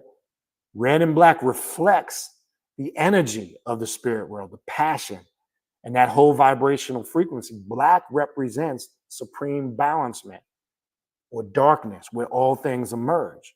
So this is why red and black are always used. Now, white in the occult is used for works of destruction or transference or death. Contrary to belief, white in a lot of ancient cultures was worn at ritual services, funerals, or death. It got reversed, and I explained this to you guys before over the years. If, for an example, if you go into ancient Egypt, they wore white to funerals, not black, because white represented that state or transition into the spiritual realm. Some will say purity, if that's what you want to say. I always ask a religious Christian, why do you wear black to funerals? And they can never give you an answer. Why do the Catholic priests, when they're not wearing their cassock and their chasuble or their priest ritual attire when they're doing mass, what are they always wearing? Black, right? They wear the all black, and then they have the little white thing in the collar. The black represents life. The white represents death, right by the throat chakra. They wear that little white thing. Okay. Now, if you go back into Egypt, Ampu or Anubis, the Egyptian jackal dog of the dead, represented the connecting of the physical world to the realm of the dead or the underworld. So Christians really wear black to funerals because they are acknowledging that this individual is getting ready to go into the netherworld, the underworld, the abode of the dead. It's a practice that connects them to Ampu or Anubis in Egypt, whether they know it or not. Because there's nowhere in the Bible, not one quote, not one verse, that you can find where it instructs an individual to wear black into a burial service. It's not there. So where does it come from? Okay? I'm not talking about traditions. Like you can find in the Catechism of the Catholic Church. It explains why they wear the black and all that. But it's nowhere in the Bible. So where are you getting that from? Where white represented that transition from this realm to the spiritual realm. So that's why they wore white to funeral or ritual services. Okay? So they got it reversed, but that's a whole nother story. All right. So we left off with the red. A thought by which the thinker rises to higher knowledge appears in beautiful light yellow. Remember, I told you yellow, green, and blue. The aura usually reflects the frequency of them colors when the individual is enlightened. When you have your psyche is opened up, or you have what I like to call DNA explosions, right? What's a DNA explosion? When your DNA is activated, it's like when you're reading something and something hits you in the moment. You can call it an aha moment. We like to also call it Kepera on this path. When you have them moments of Kepera, remanifestation, that's what that's talking about. That DNA explosion goes off. That's what that's talking about, okay? A thought that, now here's the thing, a thought that springs from devoted and unselfish love rays out in a glorious rose red. Remember I said the red and how it's reflected? So this is a more, like rose red is a more what? Brighter. The red has many different vibrations or degrees to it depending on how you're looking at it and how the emotions reflect that via the aura, right? Now, we per se don't use that fire engine type of red or rose red. You see our candles, the colors we'll use will be red, clearly red. Like if you look at the background of my screen, then there's that rose. So there's different frequencies and vibrational energies that these colors reflect in what we call shades, right? It's like when you had, as a kid, a crayon box, you had different shades of red. You got maroon, you got a darker red, you got a bright red, a fire engine red, a rose red, right? So these colors reflect different shades, which also, when you're dealing with the aura, also tap into moods, states, and vibrations. And I'm telling you, this is how they're able to get profiles on you. So just by your thoughts, they can see this motherfucker, they negative all the time. He's always in a pissed off mood. This person's just too happy-go-lucky. And by that profile, it's how they can feed certain information into you. Because if I'm an emotionally distraught man, it's going to be easier to sell me certain things. Okay. If I'm a more level, harmonized being who has a grasp on both sides of the spectrum of things, it's going to be harder to feed me certain things. Now, if I'm just completely emotional, that can be destructive. Okay. All right.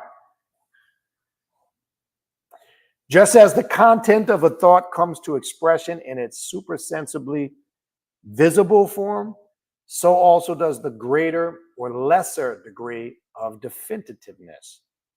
The precise thought of the thinker shows itself as a formation with definite outlines. The confused idea appears as wavering, cloudy information. All this can be read from your thoughts. Okay? So when you hear that saying, you become your thoughts, that's true. You will become your thoughts. And it's a hard thing to train ourselves to try, and I'm using this word loosely, to try to think productive. I'm not going to use the word positive because that can tie you into the certain spectrum of things. But it's hard when they're constantly trying to program those thoughts. So if I can instill in you a whole wavelength of thoughts that are going to affect your emotions, this is what we mean when you heard me say over the years in many videos that I can control you through your emotions. And the number one emotion that I can use to control you is fear. Okay? Fear is the number one tool. When we don't know something or we know little about it, we fear it. So when they have the ability to tell you, oh, don't study that left-hand path of cult stuff. That's going to take you down the wrong path. You're going to burn in hell eternally. Fear. When they tell you if you don't accept being saved and accept Jesus as your personal savior, you're going to hell. Fear. When they tell you, look, a nuclear bomb can explode any day. Fear. They tell you there's a pandemic that's never going to end. Fear. When there's racial tension starting all over the place, that's done in fear. All of those things are done out of the emotion of fear to control you. Okay? And I hate to tell you this, people need to get their shit together. See, the race card also is going to always be used as the tool to also see and also block people to not really see what's going on. It's about gentrification right now. It's about financial status, because what this is really boiling down to, if you could be black, Latino, white, Asian, or whatever, it's getting to the point where you either got money or you don't. That's what this is really about. And you see in certain, the wealthier you get, the more money you have, you start to see people of all different ethnicities in that higher echelon.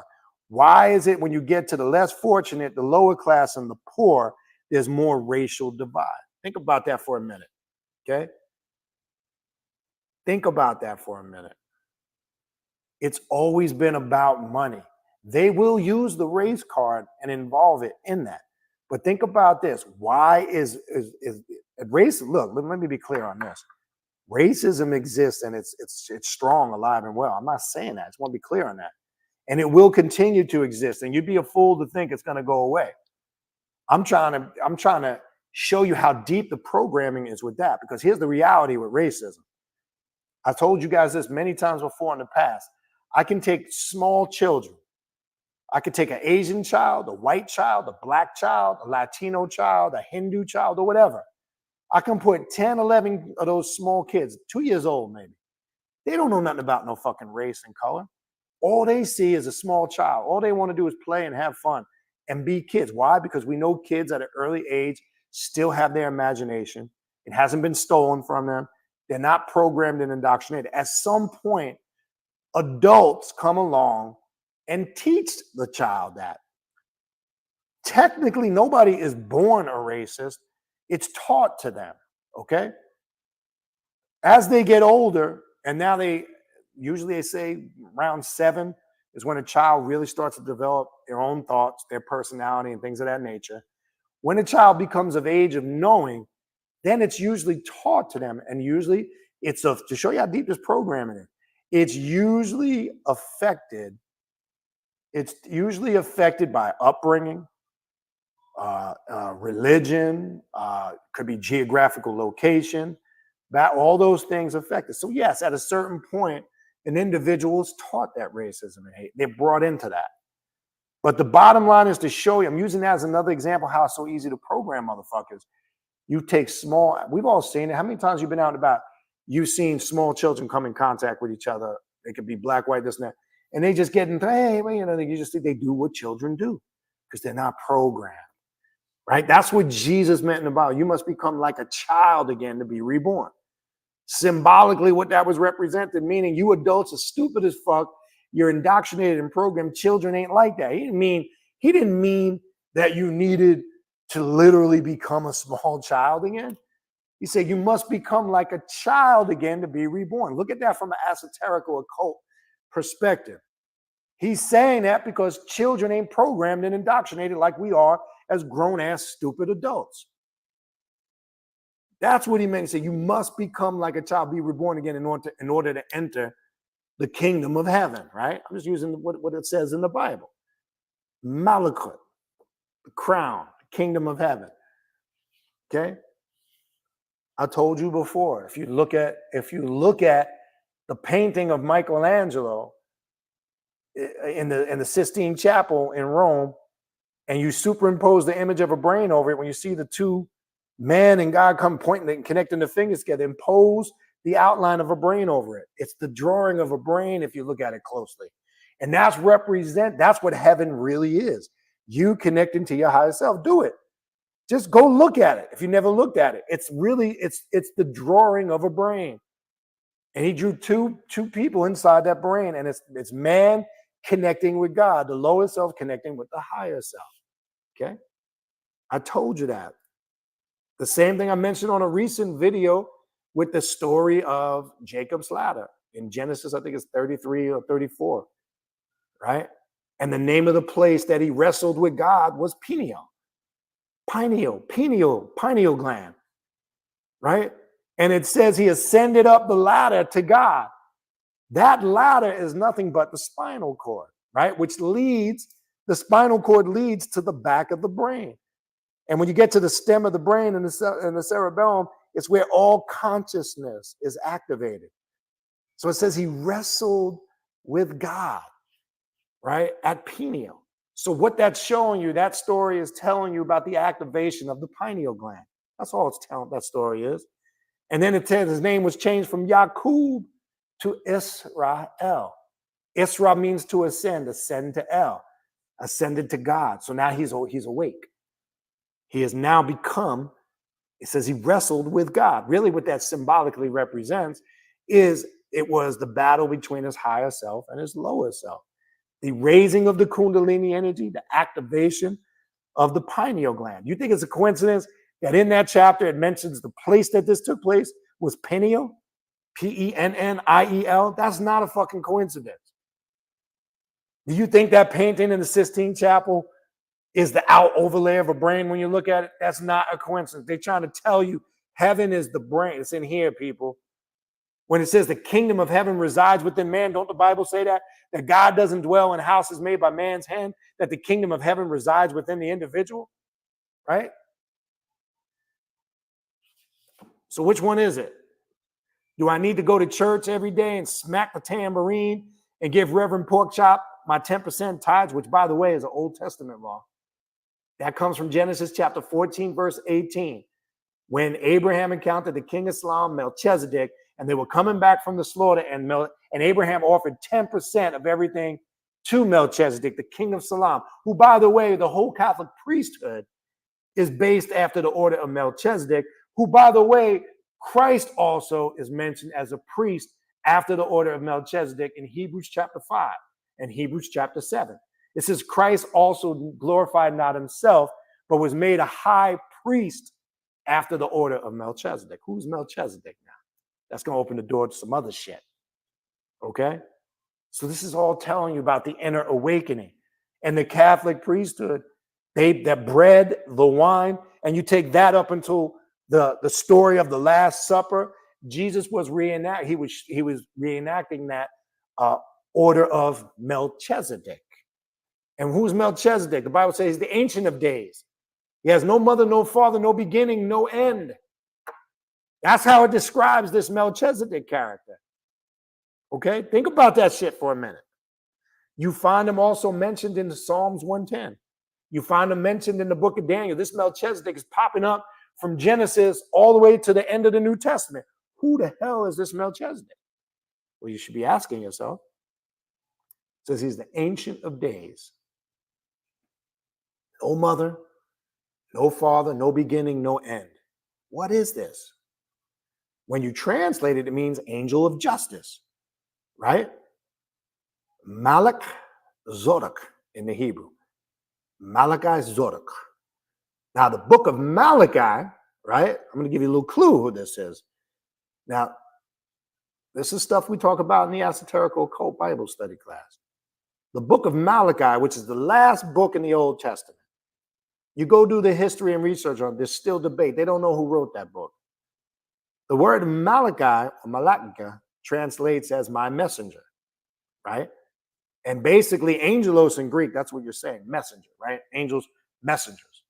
So if you look in Bible dictionaries or you research, it'll say that Malachi, they just give some vague, appears to be an Old Testament prophet, such and such. So basically, they don't fucking know. Now, the deep thing is in the 4th chapter of Malachi, they're taking you to the sun god too, but nobody pays attention. It says, and the Son of Righteousness shall come with healing in its wings. Christians always make the mistake. That's talking about Jesus.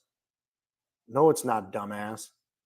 Because the word there clearly is S-U-N, son, in English, not the S-O-N, son. Go look at it. If you have a Bible, go look it up now if you don't believe me. It says, the Son of Righteousness shall come with healing in its wings. Talks about things being burnt up, destroyed. Well, guess what, people? We're in the hottest summer we've ever experienced on this earth. The Son of Righteousness is here now with healing in its wings. Okay? It's talking about nature. We are at the end of a cycle, and we are getting to go into another cycle. This is why you're seeing pole shifts, global warming, the temperatures rising, extreme heat. It says the Son of Righteousness, the S-U-N, Son, will come with healing in its wings. There's one thing you must understand. Mother Nature is undefeatable. Nobody will ever beat Mother Nature. When Mother Nature becomes disconnected and when humans do shit to disrupt that natural process, just like your body, when it gets a flu or a virus, it burns up with a fever, because the fever and the burning and the fire is what cures you from that virus. Well, Mother Nature's sick, people, and she's burning and she's hot and she's getting ready to erupt. This is why we're experiencing what we're experiencing right now. I don't give a they can fucking tell you all that other bullshit that they're telling you on the news and calling it global warming, this, that, and the third. We are at the end of another equinox, which is actually two of those equinoxes, which is roughly 50,000 years, is an epoch. You are living it and experiencing it, okay? And Mother Nature has to do this. It's natural process. This is not the first time this happened. We just happen to be living as we're transitioning from one cycle to the next. So she is hot. She is burning right now. Just like when you get a virus and an infection, you get a flu. It's the body's natural process of shedding the virus. Yes, it can become dangerous because if your temperature rises to a certain degree, it can cause serious shit. But the burning process must happen. It has to happen in order for the healing process to follow it. When you have a serious infection or virus or any type of illness or sickness, okay? Mother Nature is sick right now, and we as humans have created that sickness. Okay, with our low vibrational frequency energy, and I want to sound like fucking a green earth activist, right? But I got to call it for what it is. All our man-made machines, all the pollution, all the weapons we've developed, the technology that we developed, what we as humans, we have to realize our thoughts carry energy and it affects the vibrational grid of this planet. So they know if they can get everybody on that frequency, they know exactly what they're doing. We're destroying things simultaneously, sometimes without being aware. This is why I say you're building and destroying at all times, whether you understand that or not. Their biggest fear, I mentioned this years ago, rather than people protesting and getting out there, we shall overcome and all this other bullshit. I told you guys years ago, you know what would really fuck them up? Is if we had, fuck a million man march, if we gathered on DC with 1 million drummers. You think I'm crazy? If we took 1 million drummers and we drummed nonstop, do you know it would cause some of them motherfuckers to go insane and kill themselves? Do you know the power and the vibrational frequency of us putting certain, I know this might sound crazy to some people, it would alter the energy grid of this planet. We would be able to get it back into its natural frequency. Their biggest fear, they don't give a fuck if you gather on DC and protest with thousands of people or millions of people, black and proud, we shall overcome, down with racism. They just sit back and go, all right, let the fools, let them do what they want. We'll just watch them. If they get out of hand, we'll attack. Go ahead, do your little march, kumbaya shit. Go ahead. But do you know how they would go livid, batshit crazy if we all gathered simultaneously and drummed? Remember, there's the thing called the talking drum. Remember, when you go into certain cultures, and I'm telling you this because I'm a drummer. I play the talking drum, I play the djembe, I play the dembe, I play congas, I play the bata drums. And if you understand drums and the sounds, and if you're real technical with the skins and certain patterns and how to hit them and all this, the talking drum, if you're familiar with the talking drum, if you're not knowing the talking drum, I can go get it, but I don't feel like going in the room. You'll see it sometimes they hold it under an arm. It's got a stick that looks like a cane, and it's hit in certain patterns. That was used to communicate from far places.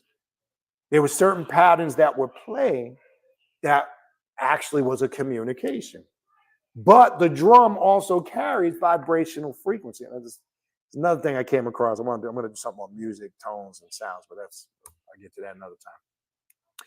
But the drum carries a certain vibrational frequency. It's just like when you go into the ether path, Santeria, if you ever been to a dimbe or a tambor for the Orisha, right? As I said before, there's usually 3 bata drummers, and they have to be initiated. And the bata drummers know every song for the Orisha, every pattern, and the certain pattern, rhythm, and vibrational frequency and energy that's played by the bata drummers brings that Orishi down. What happens is, I'm telling you this because I was crowned Oshun. When Oshun comes down, or Batala, or Yemaya, or Shango, or any of those Orisha, what happens is the individual who's initiated, the ashe of that Orishi is placed on their head. They hear that pattern or rhythm, and you start to slowly see in a short period of time how they start to get transformed, and the possession of the spirit is coming on to that individual. They start, and then those that are initiated know they can recognize the movements and the dances. You see Oshun is coming, right? And there's the individual, male or female, will start to move a certain way, respond a certain way till full possession comes on. What you are doing, it's no different than when ashe is placed on your head and what you are doing is, as you are tapping into those standard column of waves, the Native Americans do it in the rain dance.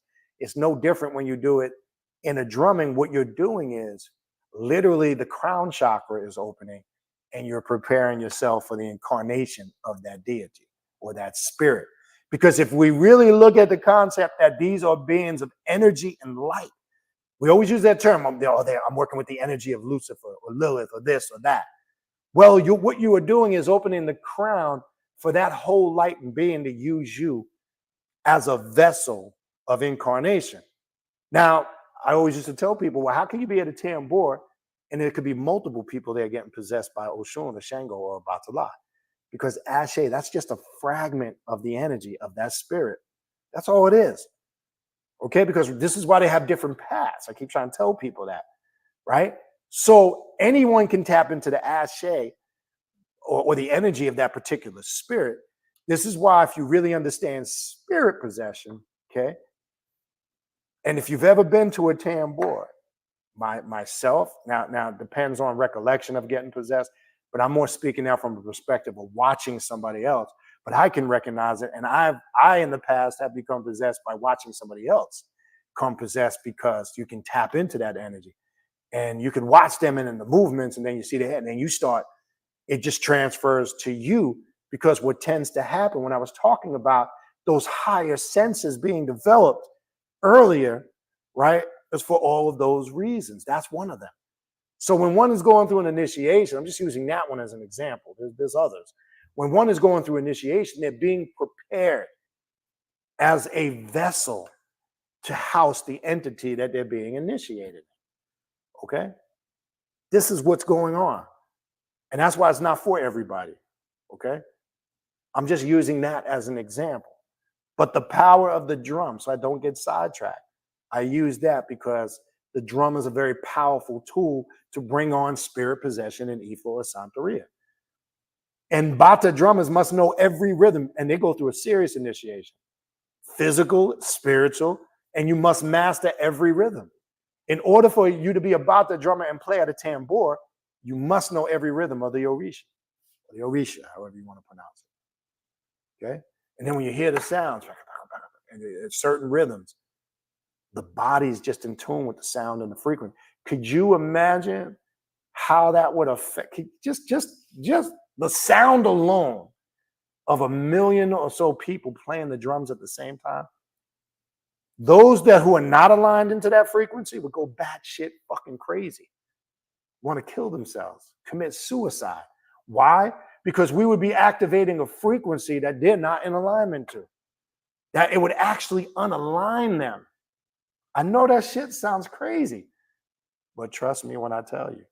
So this is why I say when people want to protest this and that, you're focusing your energy in the wrong direction.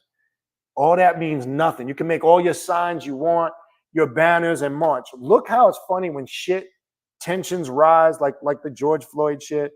People get all up in arms, and then look how it just dies out like nothing happened. Look how it just disappears. Listen to this, show you how easy they program you. Look how when this Ukraine-Russian war first broke out and gas shot up. Let me go show you. Hope some of you saw it and are seeing it now to this day as I'm speaking. Look how when the Ukraine-Russia war, they said, oh, because of the war is why the gas. Remember in the beginning of that war, gas shit got to 5 something a gallon. Higher in some places, right? And it's because of the war. Don't worry, it's going to go down. It's because of the war.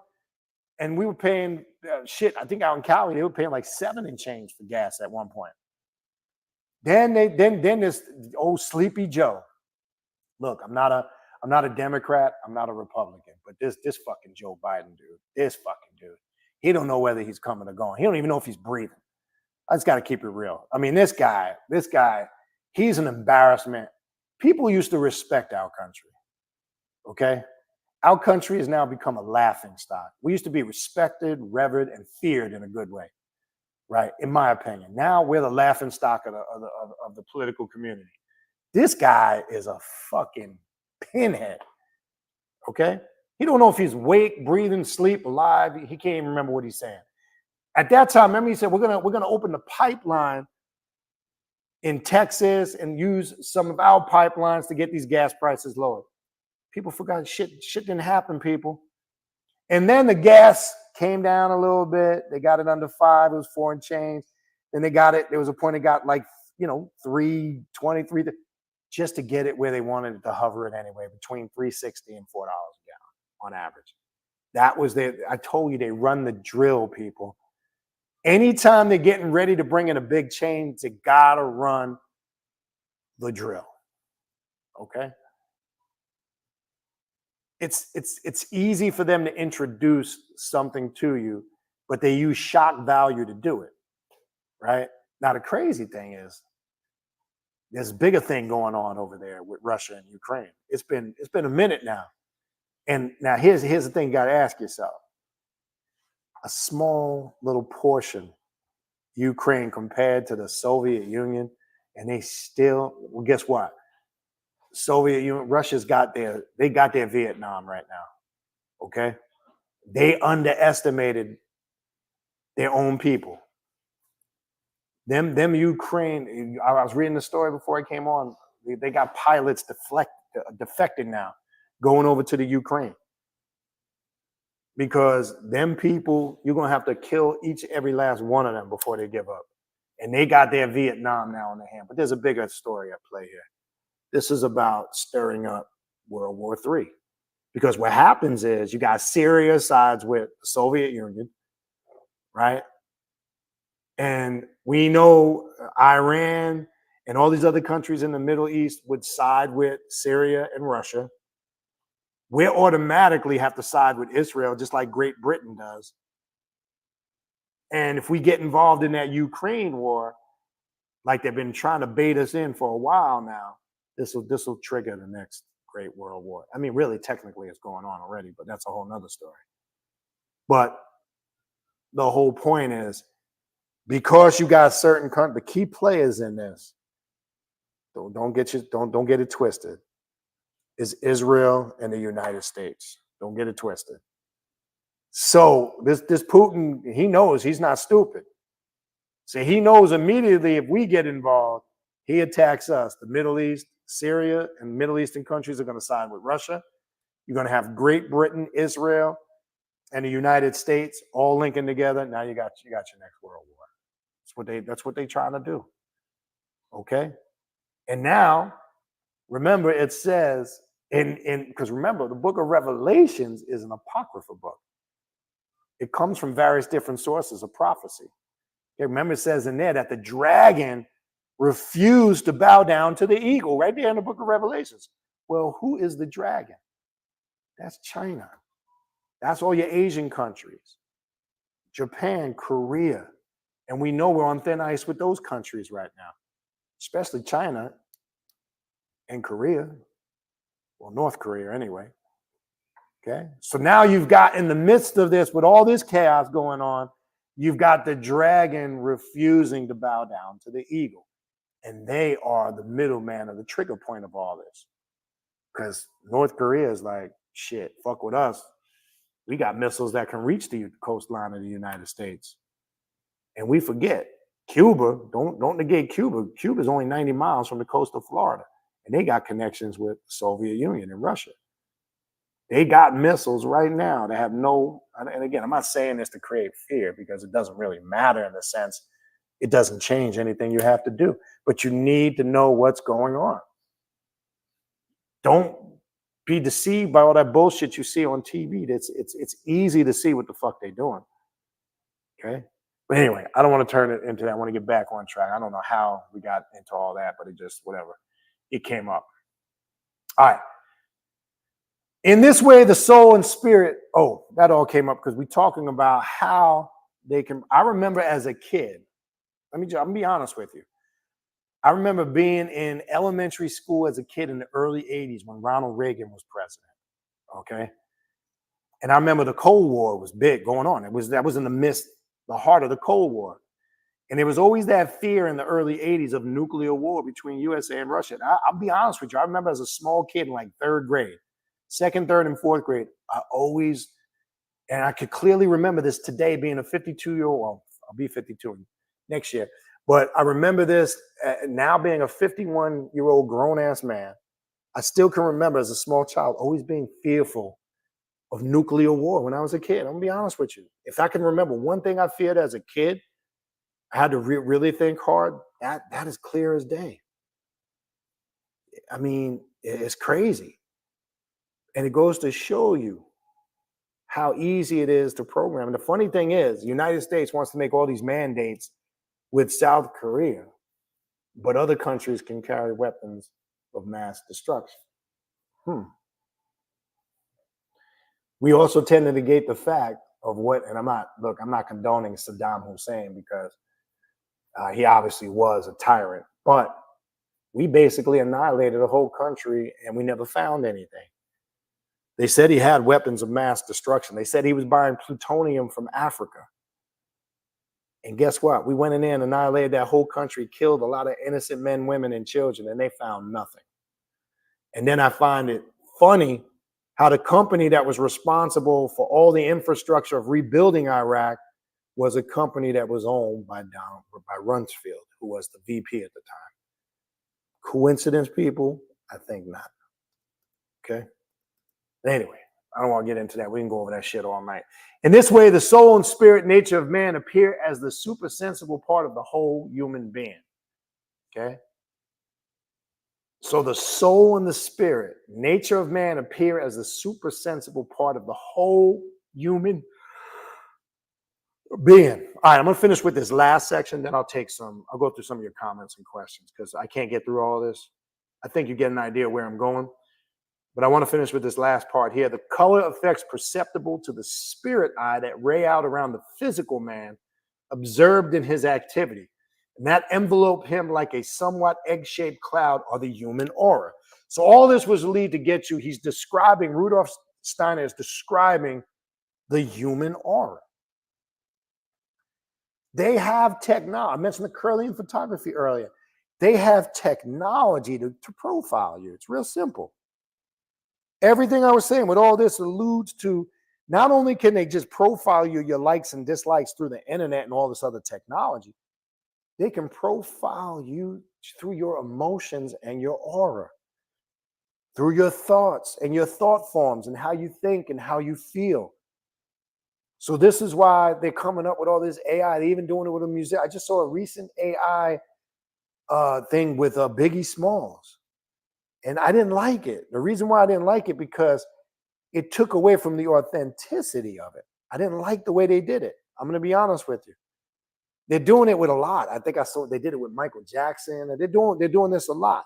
They're trying to and when you replicate something, you take out the authenticity of the originality of it. So what I mean, it's like cloning. When you clone, right? If you study cloning, whether it's animals and they can clone food. I told you guys this years ago. Food can be cloned, right? We call it genetically modified food, right? I told you anything that doesn't have a seed is not a fruit or a vegetable. There's no such thing as seedless grapes or seedless watermelon. That's genetically modified or cloned food. So they can study the structure and the DNA and the RNA makeup of food and clone the shit, just like they can animals and just like they can humans. So when you're seeing seedless watermelon, what the fuck is that? There's no such thing as seedless watermelon. It's not real, people. It's genetically modified, right? So when you clone something, it loses its original intelligence. The problem with artificial intelligence or AI, and then they got people like Common and all these entertainers promoting it, you're losing that original intelligence of it. I don't care what you say. So it's like, so you understand what I'm saying? If you saw that AI replica of Biggie and say you saw Biggie live and perform, you can immediately detect how the authenticity was lost. It's just like when you look at, if they take a famous person in history and as time goes on, they alter their image. For an example, like Martin Luther King, or you take some of these people going back in history, say like Martin Luther King, as he looked, when they make stamps of him or they show images, he's becoming more lighter and lighter to the point where we might be long and gone and you might think Martin Luther King was a white man. I'm not saying that to create race. I'm just saying that because it's factual. It's the one thing that pisses me off now about Venus Williams. I'm sorry, Serena Williams. Love Serena Williams. Always thought she was beautiful, sexy, the whole nine. As she's now, you see these commercials, she's in layers of light makeup, and they're trying to make her look like something she's not. And for those of us that know the real Serena when she first was on the scene at the top of her game, that's not her. And it's even deeper than her being married to a white man. It's not that. As she's become more famous and mainstream, they do what I call create neutrinoids. A neutrinoid is something that they're trying to make a lot. Anything they put out mainstream that appears to the masses can appeal to all races.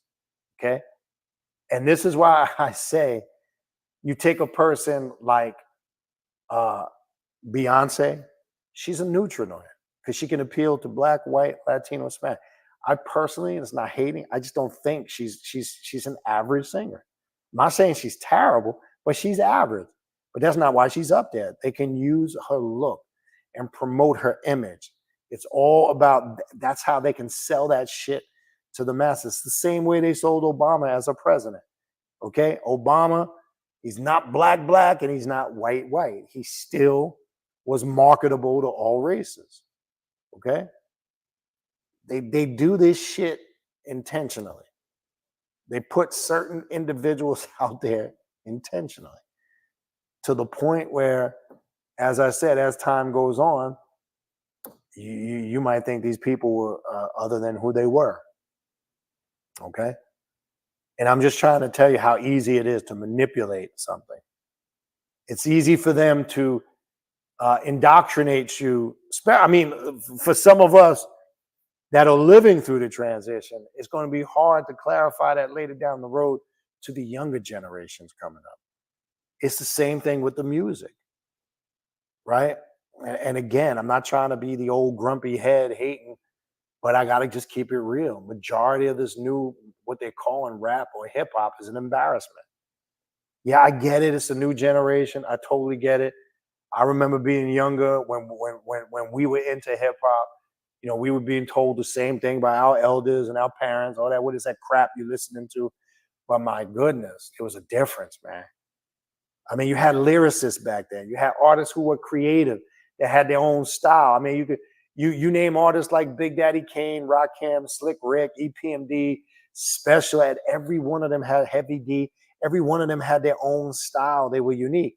These motherfuckers today all sound the same. I can't tell them apart. If they all ain't trying to sound like Drake and sing along rap, everybody either wants to be Drake or everybody wants to be Little Boo Boo, Little Baby, Little Gucci, Little Baba, Little Doo Doo, and Little this and Little that. And all of them is mumbling and nursery rhymes. It's embarrassing. But unfortunately, this is what sells.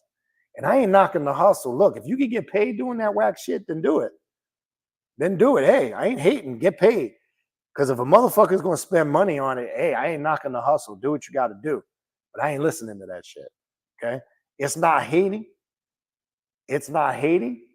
It's just keeping it 100%. This shit is trash. Okay? I can't even understand what they're saying, whether it's mumble rap, trap rap. I get it. It's what they're doing now. I get it. But man, they've infiltrated even the music. And it's not just rap, it's all genres. Because everybody's not saying anything. Everybody is not saying anything. Right? And what is with every female artist, whether it's R&B or hip hop? Why is every song got to be about I got the baddest pussy, I'm the baddest bitch, buy me everything, I'm bad, I'm this, I'm that, I got 14. Is there anything else that can you talk about? Where were the female MCs like MC Light, Bahamadia, Antoinette, Jazzy Joyce, Salt and Pepper? Where all the creative female MCs go? Why is every female MC got to get on stage now shaking her ass, showing her titties, and talking about how she got the baddest pussy and this and that? I mean, we heard all this shit before. It's redundant. Nobody cares. But sex sells. I get it.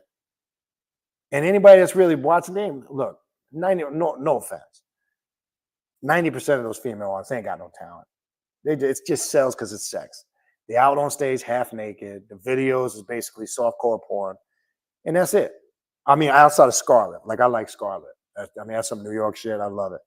Scarlett, I mean, hopefully she stays, you know, in her own paradigm like she is.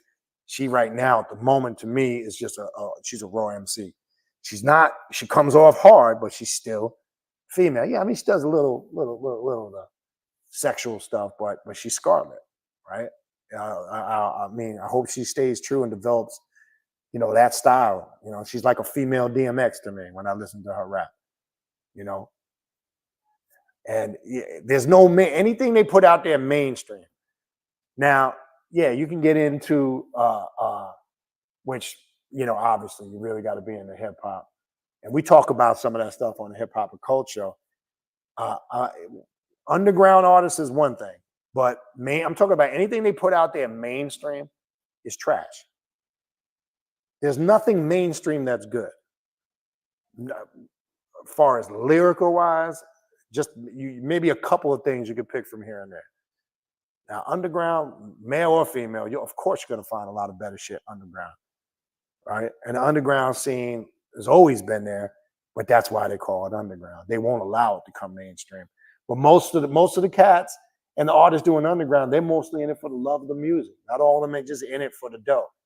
Not all of them are just in it to become rich and get the fame and the glory, right? Most of those artists are in it for the culture, for the love of the music, and for the artist aspect of it, right? And their creative expression and creative ability and all those things, right? But mainstream media will never put anything positive out.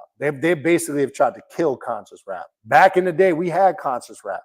We had groups like Public Enemy, right? We had conscious rappers. Gangstar was dropping shit. Brand Nubian, Poor Righteous Teachers, King Son, YZ. You had all these guys, all these artists dropping shit. We had a genre of conscious rappers back then. We had entertainment rap. We had Dougie Fresh, Slick Rick, Heavy D. They were more entertaining rappers. You know, then you had your hardcore rappers like Rakim, Big Daddy Kane. Well, Big Daddy Kane kind of transit. I mean, the point I'm trying to show, every artist had their own style. Okay? Every artist had their own unique style and flow. None of them barely sound the same. There was a few that came out back in the day, try to bite off each other. We called it biting. Back then, if you tried to sound like somebody, you used to get ridiculed for it. We called it biting. Now, everybody sound like fucking Drake and a mumble. Everybody sound like Drake and Future. But nobody criticizes them for it. That's not biting. That's not copying some. How many motherfuckers want to sound? I mean, I'm talking about from flipping through TV and seeing videos. I hear these artists. I can't name them all. I'm just telling you from what I hear because I don't listen to this shit. I can just tell you the ones I know off the top of my head. But all I know is all these motherfuckers sound like Drake with the sing-along rap. All you gotta do is have a good hook and just sing it over and over in a song. You don't even need to write a whole song no more. You know, drop that ass while it's hot. Drop that ass. Just say it 100 times over. Drop that ass while it's hot. Getting ass, getting that. And if you just say it over and over on the hook and then just a couple of lines in between, you got yourself a hit song. That's all it takes. It's that simple nowadays. Back then, you had to show lyrical content. These motherfuckers ain't got no lyrical. They ain't saying nothing. I don't want to hear about popping bottles, slapping asses, how much pussy I get, how I got the baddest pussy, how I'm up in the club, popping mollies, smoking weed. I get that money. I got them stacks. Let me show my gold teeth in the video. Let me hold up my gold chains to the camera. Every video is the same. Let me just stand in front of a car that I rented for the video and pose. I don't want to see that shit. Who the fuck? I mean, it's tired. There was a video that exposed that shit a few years back. The Roots did, called "The Things They Do." That video, it told a lot on the industry. To the point it kind of quieted the Roots for a while when they went overseas. And they sold millions of records over in the UK. Europe, the Roots is one of the most popular hip hop groups over there. The industry almost kind of banished them after they put that video out. And they show in the video how the houses are rented, the cars are rented, the hoes are rented. And it's everything that I'm talking about now. Like, look, if that's your thing and you want, I get it. The young folks want to see that. It's all in the club. I get it. But I'm saying even when we were young, yeah, we had that club vibe and this and that and the other, but it wasn't all about that. right? The DJ is almost non-existent right now. Now, all motherfucker got to do with DJ is get a computer, a mixer, and two electronic turntables, and now all of a sudden you a fucking DJ. Paris Hilton's DJing in all these big hotels in Vegas. Get the fuck out of here. Stop. A real DJ is somebody back in the day had just a mixer, 2 SP12s, and vinyl. That's a real DJ, okay? Who could take 2 records and the magic he could make with them 2 records was fucking phenomenal. You want to look at real DJs? Look at Mr. C, okay? DJ Scratch, okay? Jam Master J. Watch Jazzy Jeff do his own. These were real fucking DJs back in the day. DJ Too Tough from the Tough Crew, right? These were dudes that just used vinyls and they had an ear. They had an ear and a sign and a skill like no other. I remember one of the greatest live performances. I'm talking about before Will Smith became corny. On the Raising Hell tour, 1986, Nassau Coliseum, Uniondale, New York. DJ Jazzy Jeff and the Fresh Prince were on the Raising Hell tour, Run DMC, along with EPMD, Rakim, Biz Markie, Tough Crew was on that tour. Big Daddy Kane. I mean, it was one of the best tours ever. I mean, it was at the pinnacle of hip hop. I'm sorry, it was 88. It was at the pinnacle of hip hop, 87, 88. And the show that Jazzy Jeff put on to this day, don't get it fooled. And he's still around on Instagram and shit, doing stuff. The show that man put on live, man, he had that crowd. He blew the roof off that fucking building. Just because back then when a rap group or a rap artist performed, there was always a solo for the DJ, always. Because back then it was the staple. You had the MC, or if it was a group, you had the MCs. If it was a solo artist, you had the MC. They usually had dancers and you had a DJ. And the DJ was the band. It was like the band of the group. Nowadays, the DJ's gone. Most of these guys don't even have a DJ. It kills me even when you go to these places. Dude got fucking a laptop, 2 laptops, a mix board, and he got these fake turntables that make these scratch sounds. Where's the vinyl? That's not what even that they fucking manipulated. It's a lost art form, people. Hip hop, as I said, I don't even know how the fuck we got here. We're talking about hip hop now. It's a lost art form. It was given to us by the gods to speed up our intellect. And that's what it did. You go back and you look at its formation from the early days to today. You basically witnessed a genre manifest right before your eyes. And remember, they said it wouldn't last. I remember growing up as a kid, they were saying in the 80s, it wouldn't last. It's not going to last. It's a fad. Oh, it's not music. It's garbage. It's trash. I remember a lot of R&B artists back then. I remember Luther Vandross, Freddie Jackson, Anita Baker. A lot of them was saying, yeah, it's not going to last. Now, every R&B artist, there's not even true R&B no more because every R&B artist wants to be a rap thug. Look at all the R&B artists that sing. They're not really R&B artists. They basically want to be rap thugs singing. And now every R&B artist wants to do a cameo on every rap track or a rap. They have a rap artist do a cameo. And mind you, at one point they were saying this wasn't going to last. But look what happened. Just like we're talking about with the AI and how they try to manipulate and do all these different things. Once mainstream and the big record execs got their hands on the music, they infiltrated it. Now it's not about lyrical content. It's not about skills. It's not about the art form, the DJing, the b-boying, the breakdancing, the MCing. That's gone. Now it's just get some dude up there to mumble the same shit over and over with a hook. Get that ass, drop that pussy. Get that ass, drop that pussy. Get that ass, drop that pussy. Oh, get that ass, drop that pussy. And you know what it is? And I got to drop something on you. And if I mentioned this on the Hip Hop Occult show, if there's a channel I recommend you watch, he does some really good interviews. Math Hoffa, he's got a YouTube channel. He brings on a lot of good guests, okay? And he recently had on Ed Lover. And Ed Lover, hit it on the head when he said the problem why you're seeing all this trap music and a lot of this mumble rap is because a lot of the people putting it out are low. This is what he said now. This is not my words.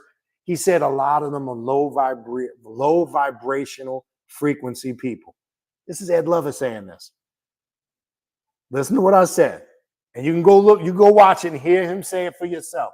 He said the reason why hip hop is going that direction, he said the same thing I said. It's about a hook. And he said the people putting it out, they're low vibrational frequency beings because they're on Molly's and Percocets all the time and this, that, and the other. And I said, God damn, boy, Ed just dropped the jewel. I hope people caught it because I sure as hell did. When he said that, I said, Ed is getting to the root of what the fuck's going on with this music. And he said, go watch it. When he said that, I said, man, about time somebody really dropped on a deeper level what the fuck is going on here right now. Okay? And he hit it like a motherfucker, man. You got a bunch of low vibrational frequency bands that are controlling the music industry. So now it's about, you know, taking the scissor, the syrup, popping Molly's and Percocets, and just being dumbed down, becoming in a comatose state. And that puts out comatose music. What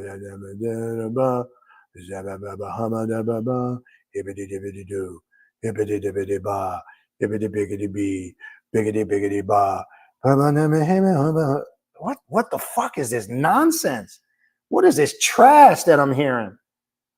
It's also now, it's being done intentionally because it's instilling that low vibrational frequency energy into our children. You know what the fucked up part about it is? I say this years ago.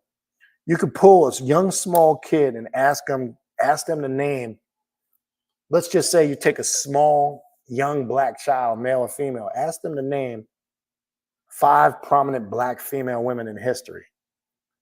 They more than likely can't do it. But you ask them to recite the rap lyrics of a song, Drop That Ass or something, they know the whole song.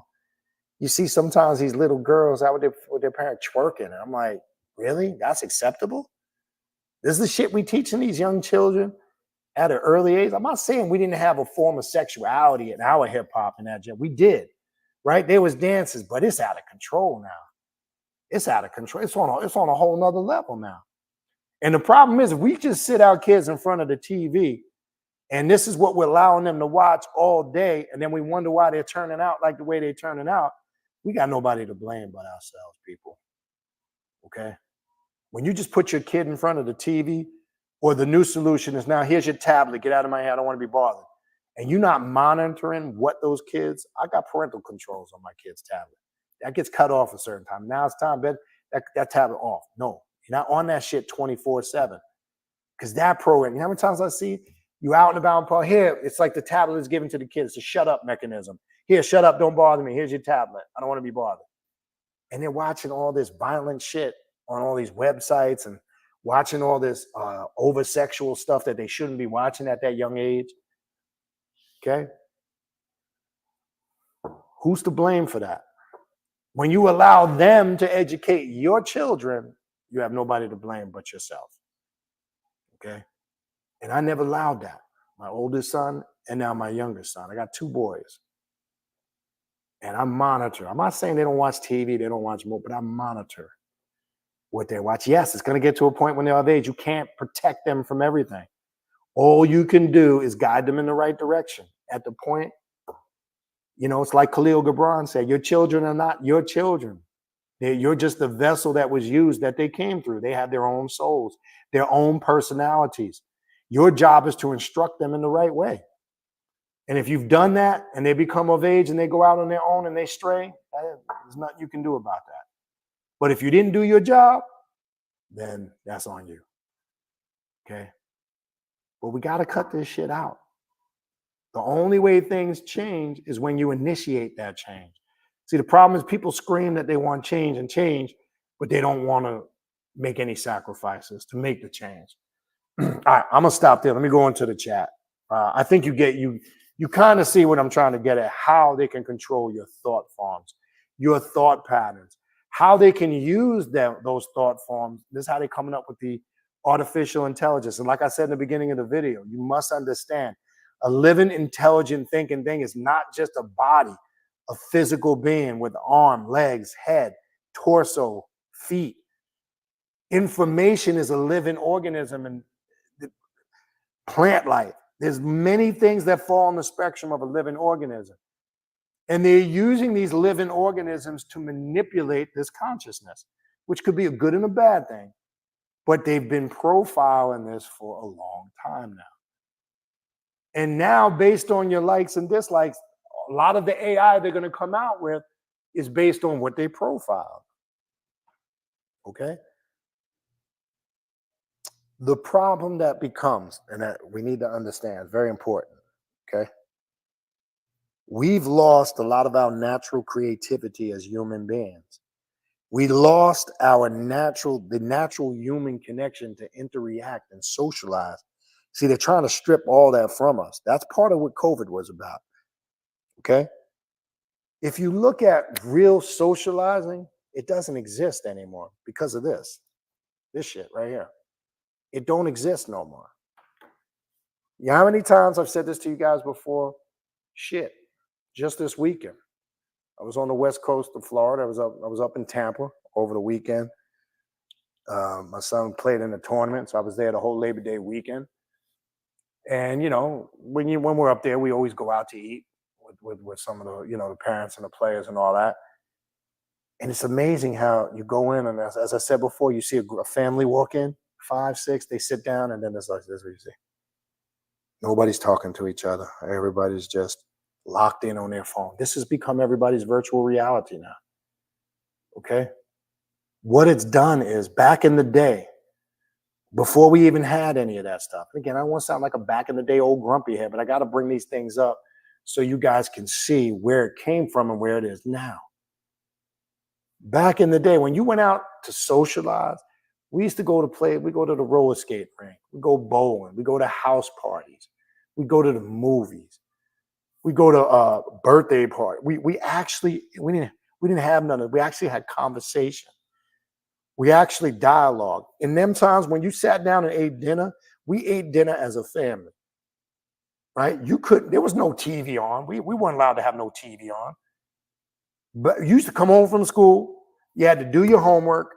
All your homework had to be done before dinner, or your homework first would have to be done. Then you have to put on your go outside and play clothes. You can go outside and play. Dinner came, school night, everybody was at the table, ready to eat dinner. No TV. You couldn't even answer the phone if the phone rang, if you were lucky to have a house phone when it wasn't cut off because you couldn't pay the fucking bill. That's a whole nother story. No phone, no TV. Everybody ate dinner as a family. And we talked about school. My parents would talk about work. We talk about just things. And it was family time. It was a real fucking family. And then TV, one TV in the living room. And unfortunately, you watch what my parents wanted to watch, mainly my father. Whatever my father was watching, you had to watch. We had no fucking TV in our rooms. I'm saying because we didn't have all those tools of programming back then. When that was it, TV time was over, it was bed. Only thing I had in my room was we called it a record player, a Vitrola, right? That was the only thing I had in my room later as I got older was a record player. Because I used to buy my records. That was my getaway as a young kid in my room playing my records. No TV, none of that shit. You couldn't listen. My father would bust your ass if you didn't sit down at the table and eat. This shit we do today, this kid's in the living room. I don't do that here. We sit down and eat as a family. This kid's in the living room. This kid's eating in his room. I see people doing this shit. I'm like, what the fuck?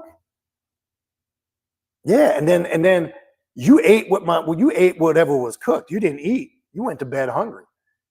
Now these kids everybody wants to eat a different man.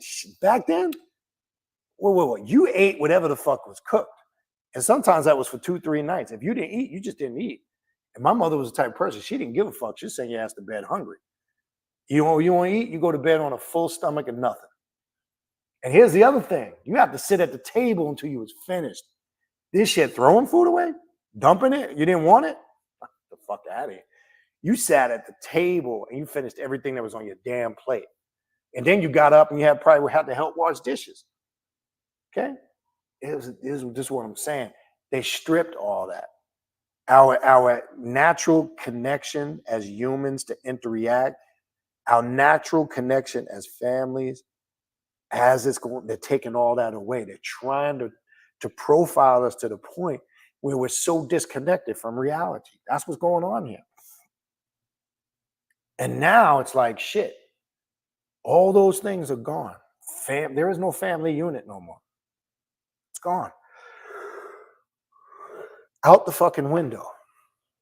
Nobody cares. And what it's doing is it's disconnecting us from our natural creativity. Go outside and play. Tell kids today to go outside and play. They'll look at you like you're fucking crazy. What's that? Back then, if you didn't go outside and play, there was something found for you to do around the house. My father had you doing some shit you ain't want to do. We used to go outside. We played baseball, football, kickball, run, catch, and kiss, ring and run, running bases, hide and go seek. We'd ride our bikes, our big wheels, all of that shit. We stayed busy. You couldn't get us to come in summertime. Summertime felt like it was eternal, like it never ended for me as a kid. I used to hate when the summer ended because we'd be out from the crack of dawn till the street light came on at night. Wiffle ball. I used to play wiffle ball in my driveway all day. Stick ball down at the schoolyard. Basketball. You know, that the shit we used to get for Christmas, that was Christmas presents back then. A football, a basketball, getting a jersey. Like the shit today, that's nothing. Now these kids want fucking Xbox and fucking iPhones. And man, shit. Used to get pajamas for Christmas back then.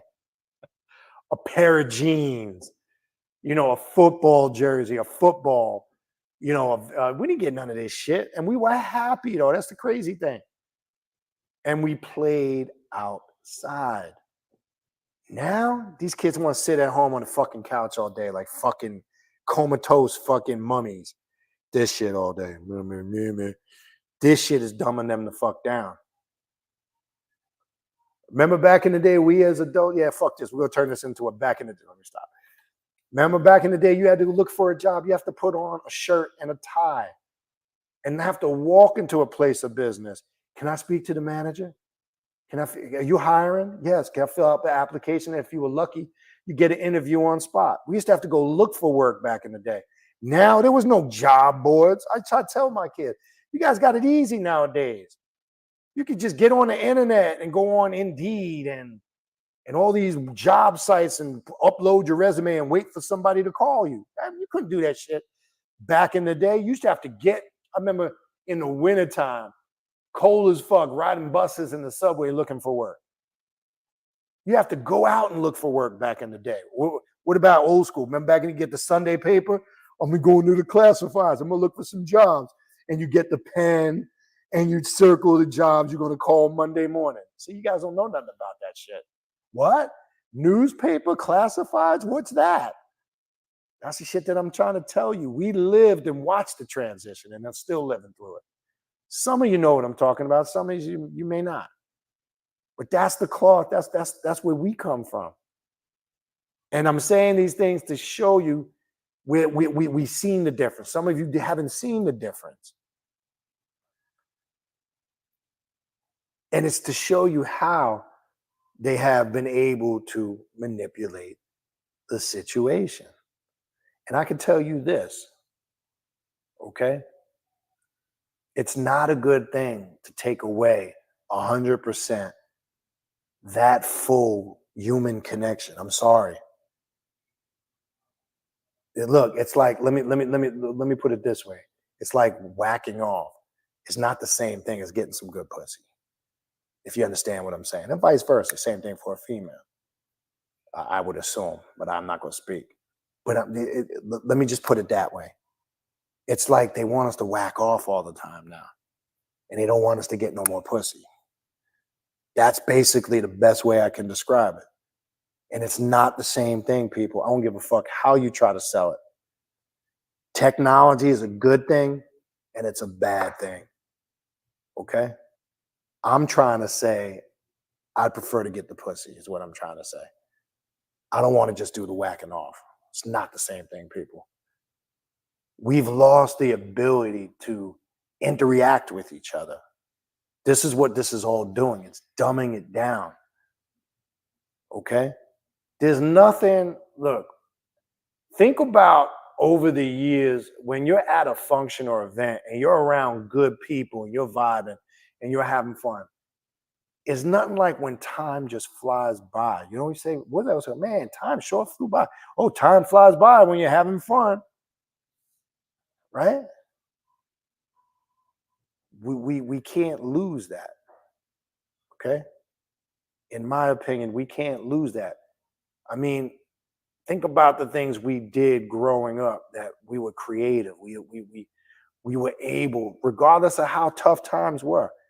Even if you grew up in tough times and economically, you know, you're struggling, welfare, food stamps, all that shit. I told you I come from an era of food stamps when it was paper money. It was actually food stamps. And I've told you guys this in the past. I remember the first time at the checkout in the supermarket, for the first time, I was probably 8 or 9 years old, maybe younger, 7, 8, and I saw my mother pull out that booklet. And I used to call it funny money because I didn't know what it was. I used to tell my mom, why are you paying with that funny money? And it was food stamps. There was no EBT card back then. It was fucking food stamps. It looked like money. It looked like foreign money. And back then, you get the food stamps in a booklet.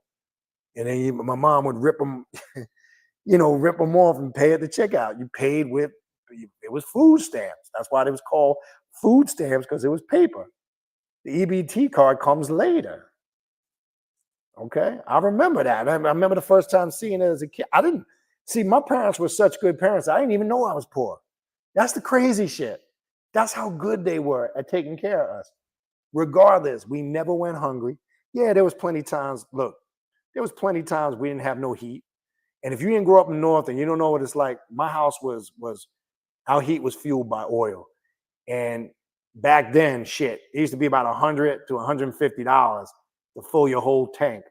And that back then, that was a lot of money, 80s and 90s. And there was times in the middle of the winter, we had to go for days without no heat in the motherfucking house.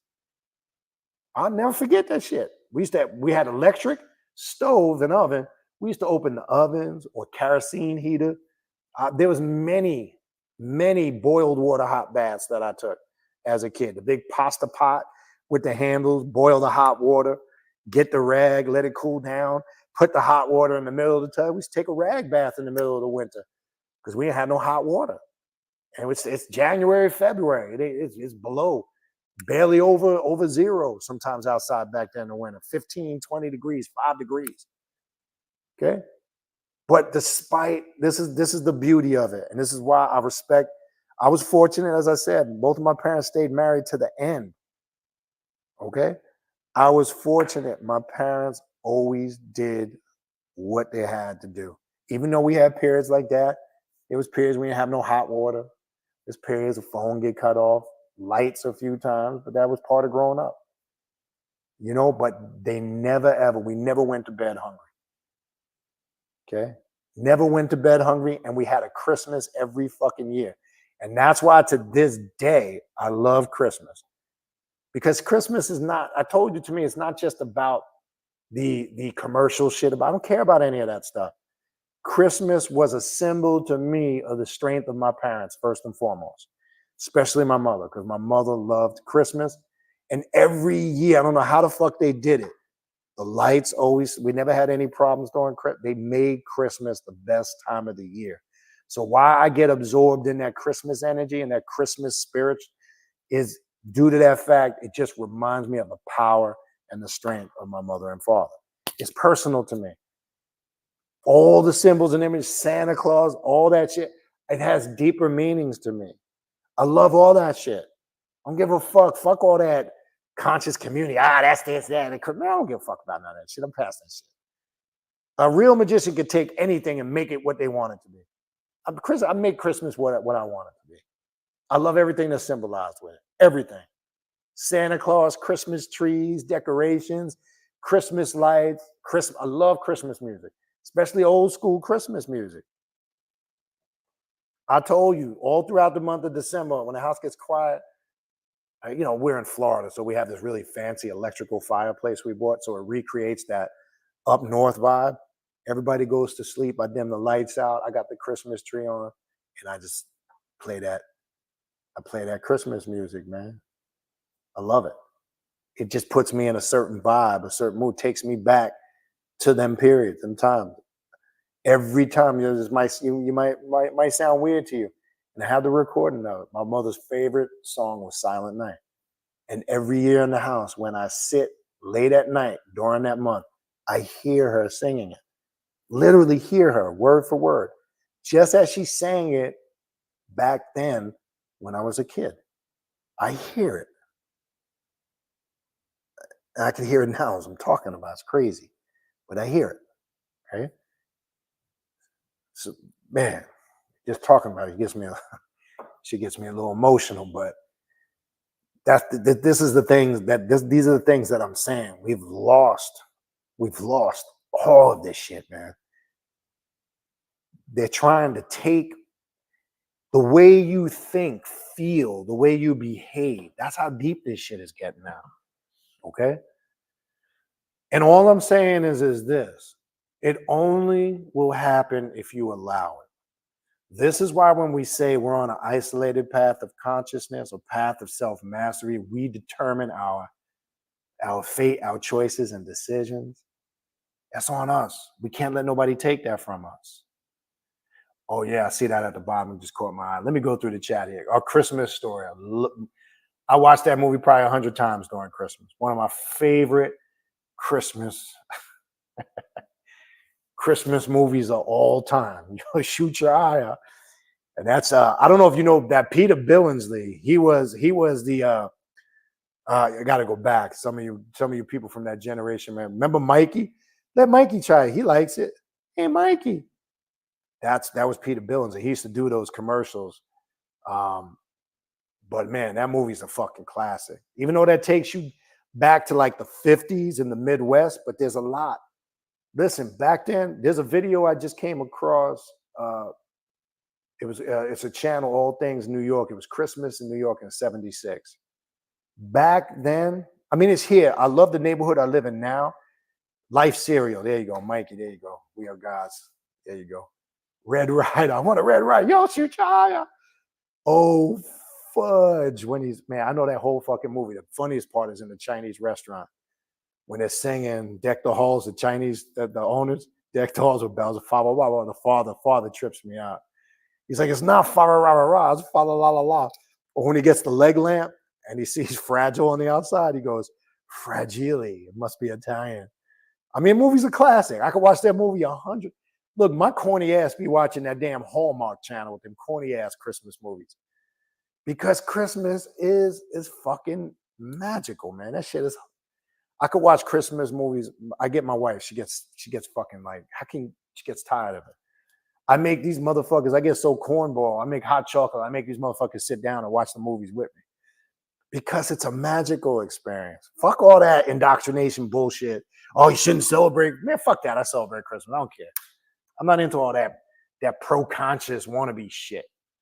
Oh, Charlie Brown Christmas cartoon? Oh, man, classic. Man. You bringing up the classics. Yeah, when the dude, you know what? That shit is true. You stick your tongue on a pole, on a frozen pole, it will get stuck. 100% facts. 100% facts. I'm telling you because I did it as a kid. 100% facts. And you do need hot water, something to defrost it to get it off. We used to do that stupid shit as kids, you know. But when the holidays came during them times, I mean, they do it here, and that's why I love this neighborhood here.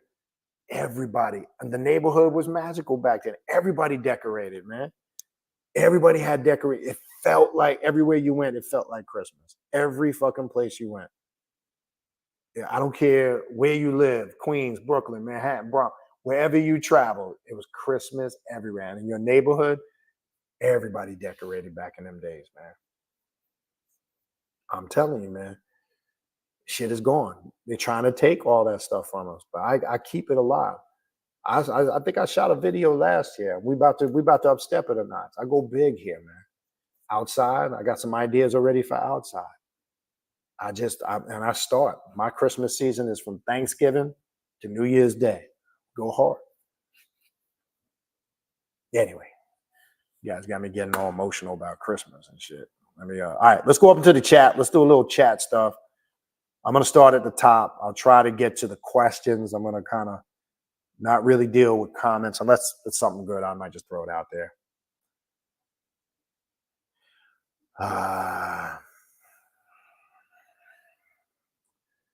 Hold on one sec. Let me just see the text. Answer this text real quick. Oh, that's an old text.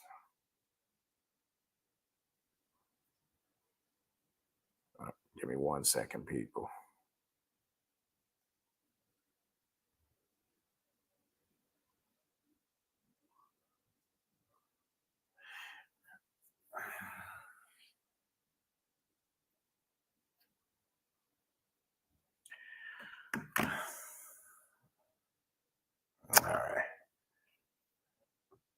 All right, let's see what else we got in the chat. All right, so frontal blessings. If I didn't get a chance to greet you, frontal blessings to all. Can't do that in the beginning. Let me start at the top. All right, so Daniel says, what are your thoughts on, I don't know if you're still here, I know this was earlier. What are your thoughts on HR Geiger art? I don't know much. I know he's a Swiss artist. I've seen some of his work. It's interesting from what I've seen. I don't know a lot about it. I know he combines like machines and humans. Some interesting art. I've seen some images on it, but I got to be honest with you. I have to go back and look at more of it to give you more of a detailed opinion. But I am to a degree aware of him. I've heard some people talk about him. He's put out some very interesting stuff. So I would have to go back and look at some more of his work to give a better opinion, is what I'm saying. All right. Adam said earlier, people are saying that AI is demonic and has ties to the Nephilim. I mean, it depends on your perception. I don't look at the Nephilim as demonic, and it depends on your perception of what demonic is. We are all those things. What I'm trying to say with the AI is, yes, the technology to a degree is good, but it's bad, in my opinion, because it deals with a lot of profiling and indoctrination. And it's more, they're trying to control the way we think, act, talk, feel. It's just taking away our natural intelligence to think.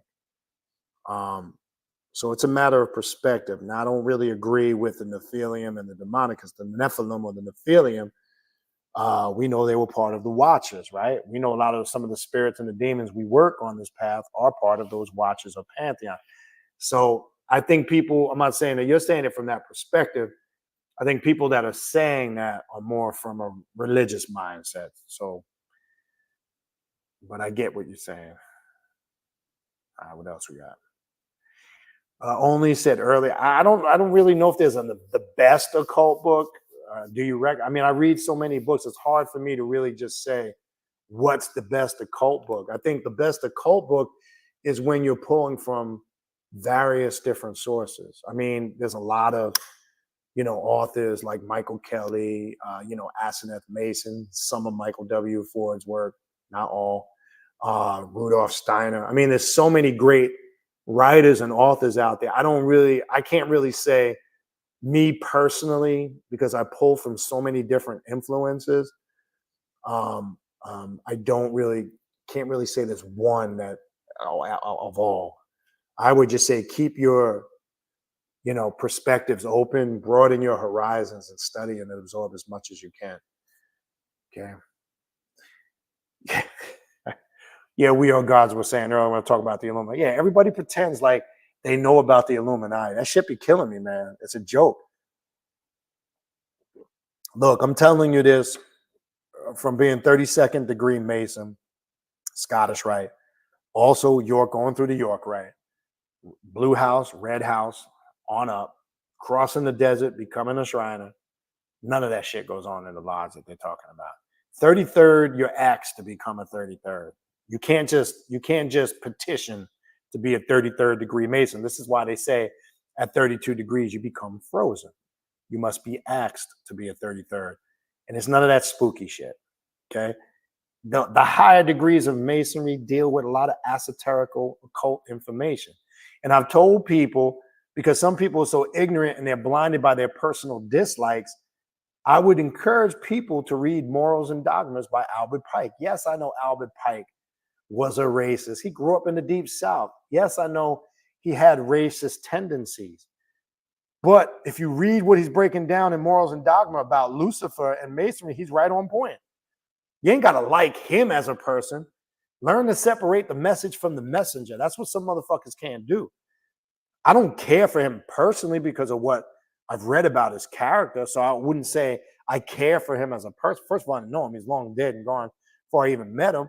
But I would have to be real and attest to some of the knowledge that he has in his book. He was into the occult. And he connected that connection between the occult and Lucifer with Masonry, the all-seeing eye. Lucifer, the light bearer. He connects all that shit. And you don't need to be a Mason to read it, to understand it. But I've encouraged people for years to read Morals and Dogma. All right, you learn a lot from that book about the occult and Masonry. Okay, but people get caught. I'm not, the pro-conscious motherfucker. I'm not reading that. He was a racist. Okay, suit yourself then. But yeah, none of that shit goes on. I'm telling you, I've walked the path of Masonry. I'm still active. I don't go all the time. My membership is still active. I might go a few times a year. Just I keep my membership active. But I went through it all. I'm telling you, I went through all that shit. All that shit people say is bullshit. All right, what else we got? Yeah, I do. Wow, that's a long name. Urban Alchemistic. I'm just gonna call you that. Yeah. I do get some silly ass emails, man. Some funny shit. Cold Straits has been enjoying your podcast. Well, I appreciate it. Yeah, and I will get back to tomorrow. I'll be posting again those 20, 30-minute shorts throughout the week. It's just a weekend when I got hockey games and I'm traveling. It was just hard for me to do any over the weekend. Little man did his thing this weekend, man. My God, I'm not just saying that because it's my boy. That man played like when I say beast mode, whole nother level this weekend, man. I enjoy it. I just enjoy watching him play, man. Because I sure as fuck couldn't do what he does. He's 9 years old, and to watch what that kid does out on the ice, and he's just getting better every day. I mean, what he's doing at 9 is just blowing me fuck away. I was nowhere near that level playing sports. All right. I have told people also that most people would be and are terrified. Yeah, when they meet their true self, 100%. That's facts. And that's why I was using that analogy earlier about being in a dark room, right? We were as kids, we were always programmed to be afraid of being in the dark. Now to the point where it's hard for me to sleep. Now as an adult, with any little bit of distraction, it's hard now kind of to sleep. I remember like sleeping with the TV on. Some people can't sleep without the TV on, unfortunately. And that's not a good thing. Okay. So, but yeah, all of that was part of that program, and that be afraid of the dark, the horror movies. That's why I was mentioning the Candyman earlier. That shit is funny as hell to me. Candyman. Don't say it 3 times. Look in the mirror and say Candyman 3 times. They need to make it. Did they make a sequel to that? I can't remember.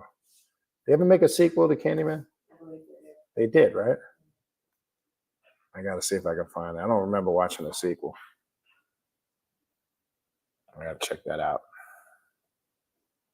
Yeah, the VPNs, when I was talking, none of that stuff is real. Don't believe that. Virtual private networks do not protect your internet. That's an illusion. Because as I said before, if anytime there's a crime, the first thing they do is seize if that person has laptops or computers. All they got to do is go into the hard drive. They can uncover any of that stuff. So that's a bunch of bullshit to get you to sign up for a VPN network. It's not private. They could see everything. You're surfing, everything you're going on. They can monitor all that shit. As I said earlier, don't believe that shit. Bunch of garbage. Yes, this is true. This is a good comment from We Are Gods. There's going to be a lot of new technology coming out. Everything will be digital, digital ID, digital currency, digital. Well, that's what the Bitcoin and all that. And now they're trying to regulate that because I told a part of the pandemic or the endemic, because it's never going to end now, right?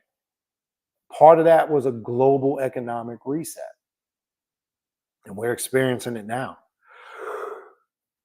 This inflation shit is out of control. I mean, just look at the cost of everything from gas to groceries to clothing to food. The rest, everything has gone up. And people back, they were using at first, right after coming out of it, that oh, it's the pandemic. And people have raised their prices on all levels and everything, and nothing has gone back to the way it was. And it's just getting worse. So a lot of this is part of that global reset too. Yep. We God says they can use Wi-Fi signals as a camera to map you in real time all through Wi-Fi waves in a 3D video. That's what I'm saying. This is the type of technology that you're dealing with. This is the type of technology that they have. That's how advanced it's become. And that's why when I was talking about earlier with the internet, look how advanced Wi-Fi and internet from now with Wi-Fi. Remember, it started with dial-up. Remember that? And you know how slow dial-up used to be. And that was hit or miss. Sometimes, man, you get frustrated back in the day. And if I remember correctly, I probably first started using the internet, I'm going to say 96. I don't know why that stands out, around 95, 96, 97. And I know AOL for sure. I think everybody had AOL because they were pretty much the first ones, to my recollection, or the biggest ones at that time on the scene. I remember it was AOL dial-up.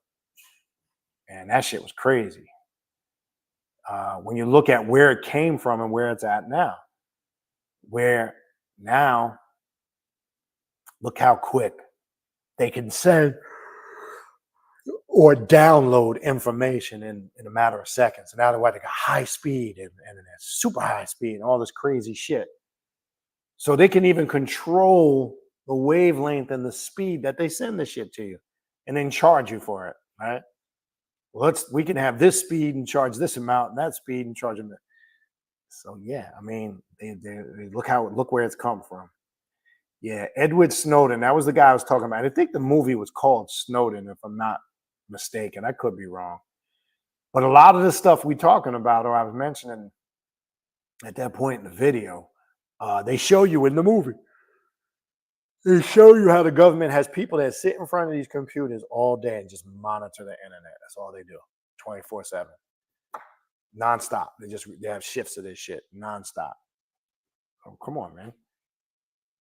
And that's why I was using, like earlier, they referred to it as the World Wide Web. And there was a reason why they called it that.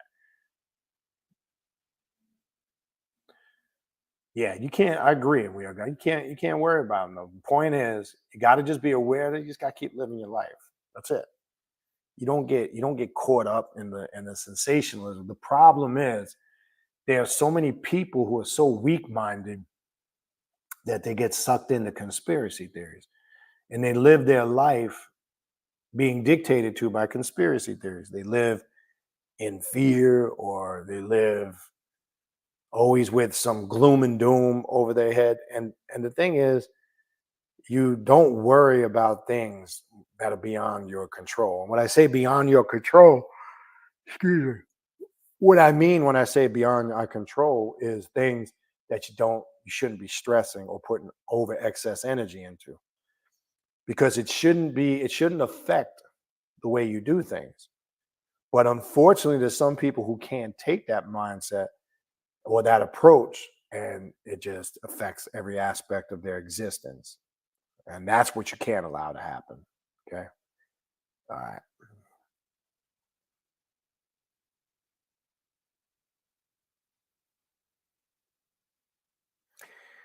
Yeah. Well, I mean,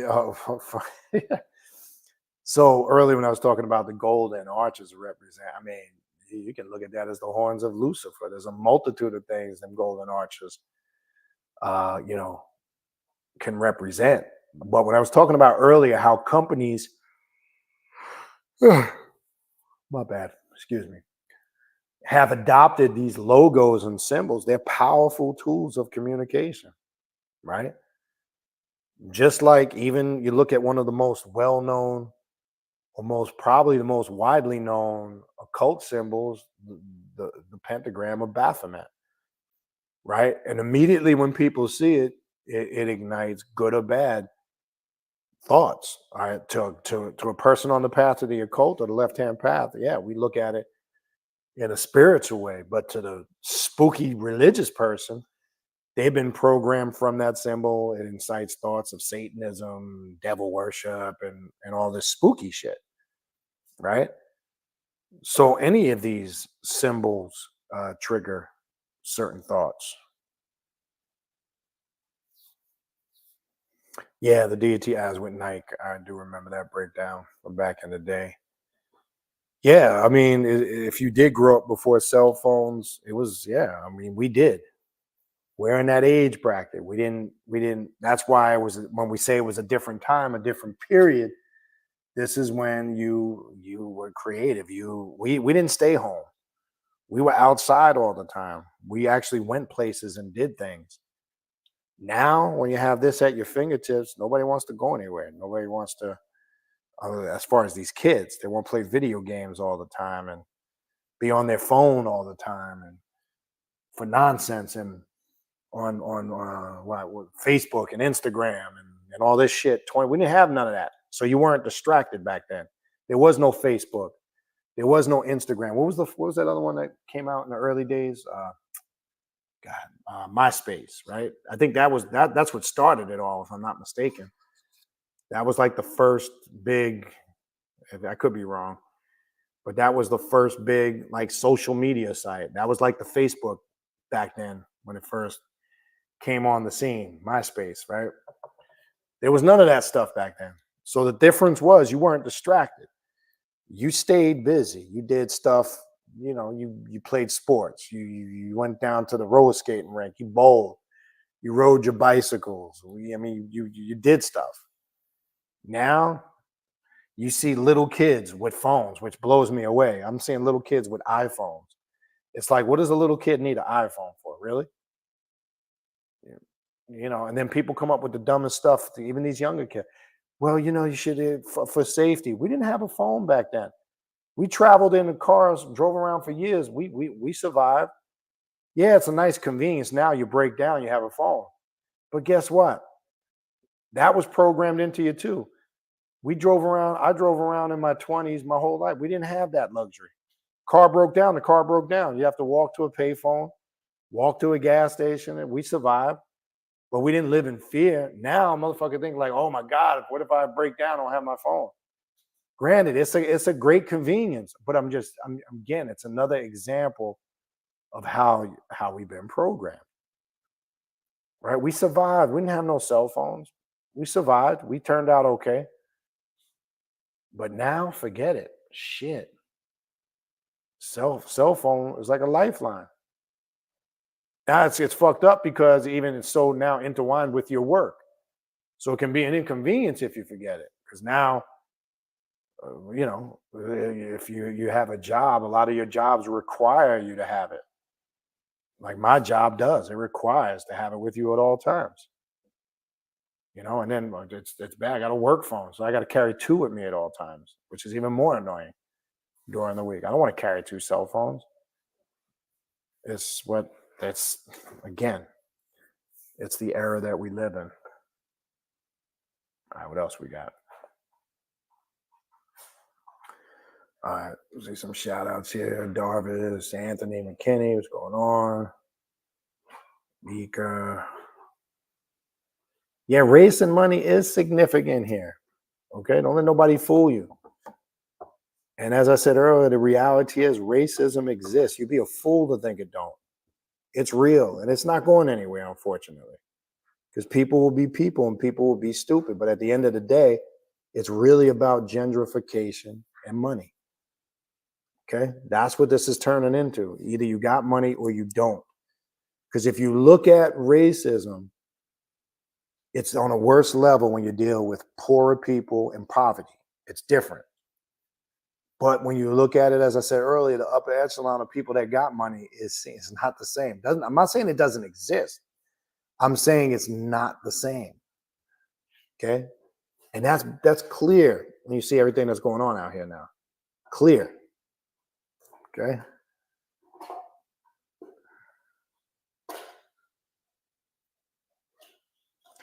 So this is a good comment by Ultra Instinct. Says, I remember having it very clear that at 4 years old, I never want to think like adults.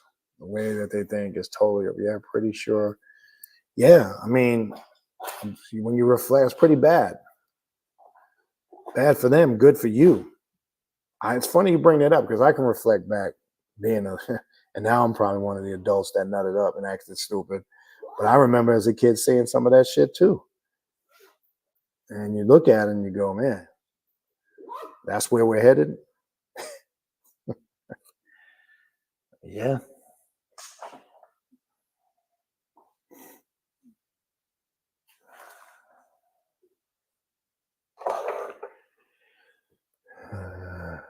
What else we got here?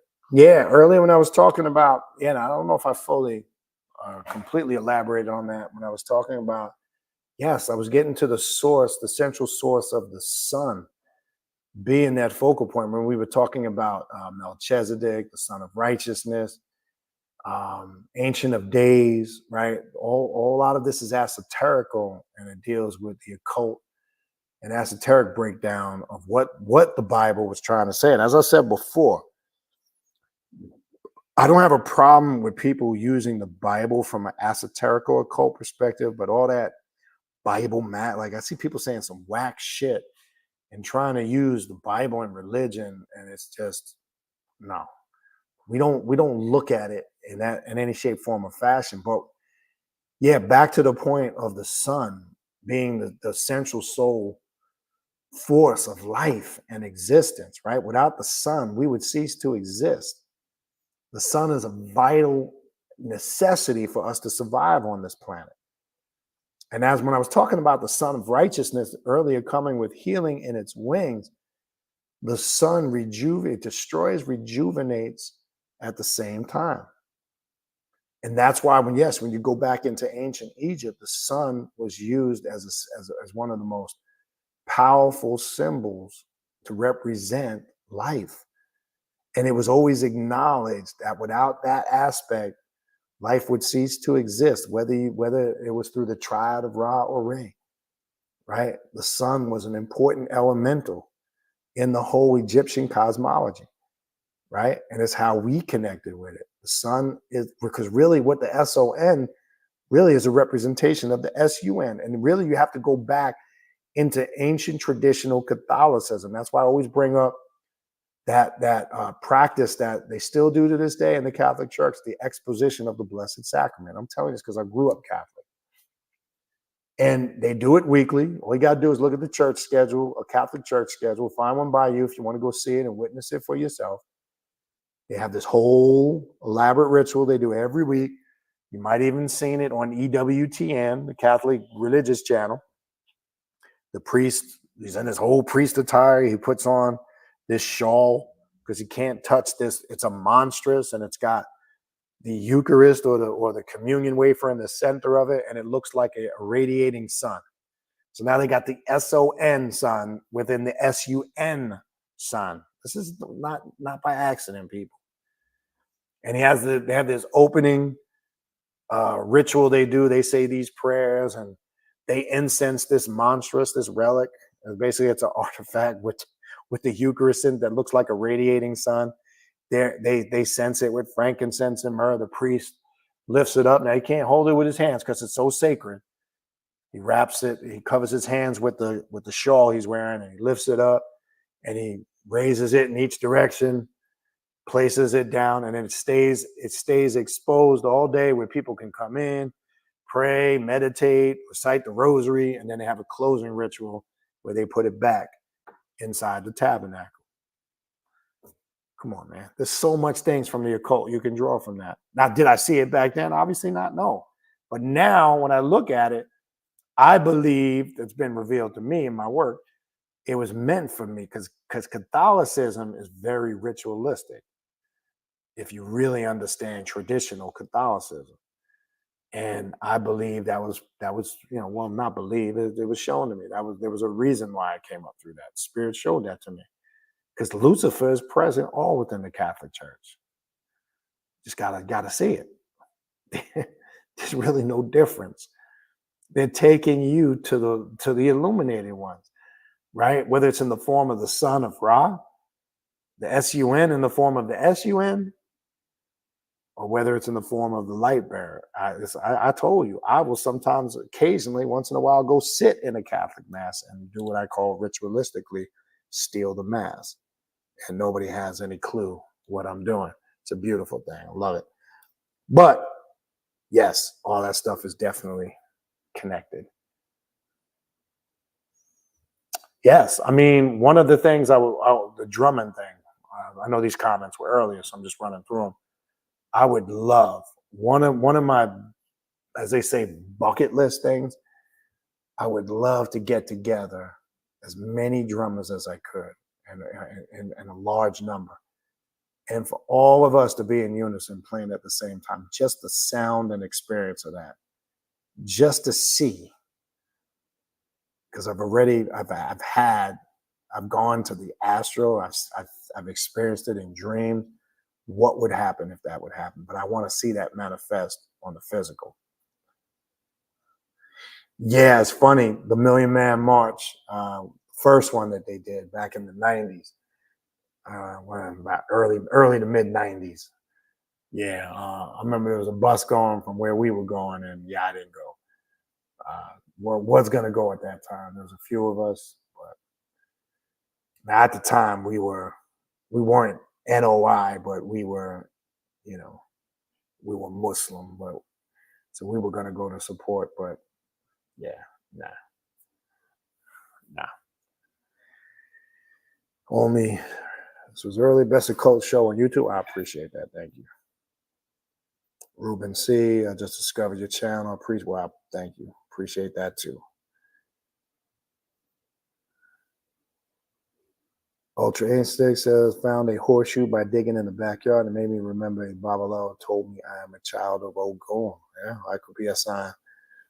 Venus 888 says hi, hello. Yeah, Joe Biden, Sleepy Joe.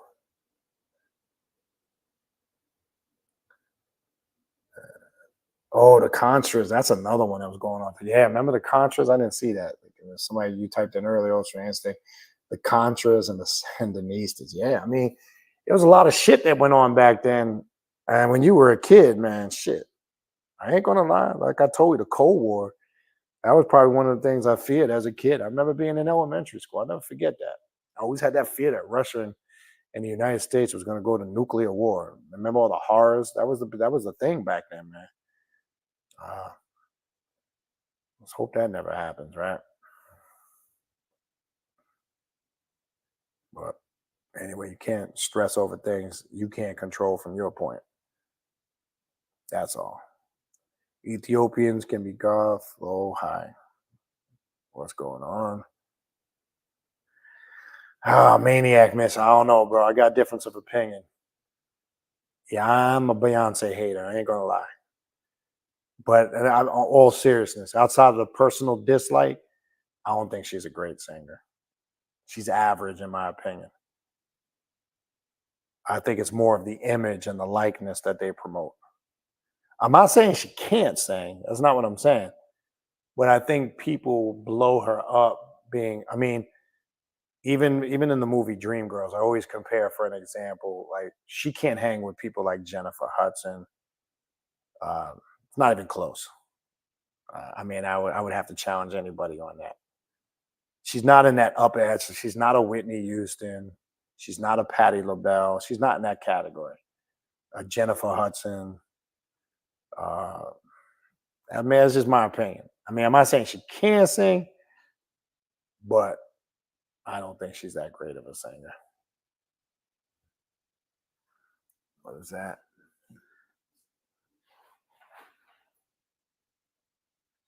Yeah, okay. Yeah, Sky Zoo. I see Ultra Instinct put in some underground on it. Yeah, Sky Zoo I really like. Uh Passport Rob, Lopez Milan. Yeah, Cambada.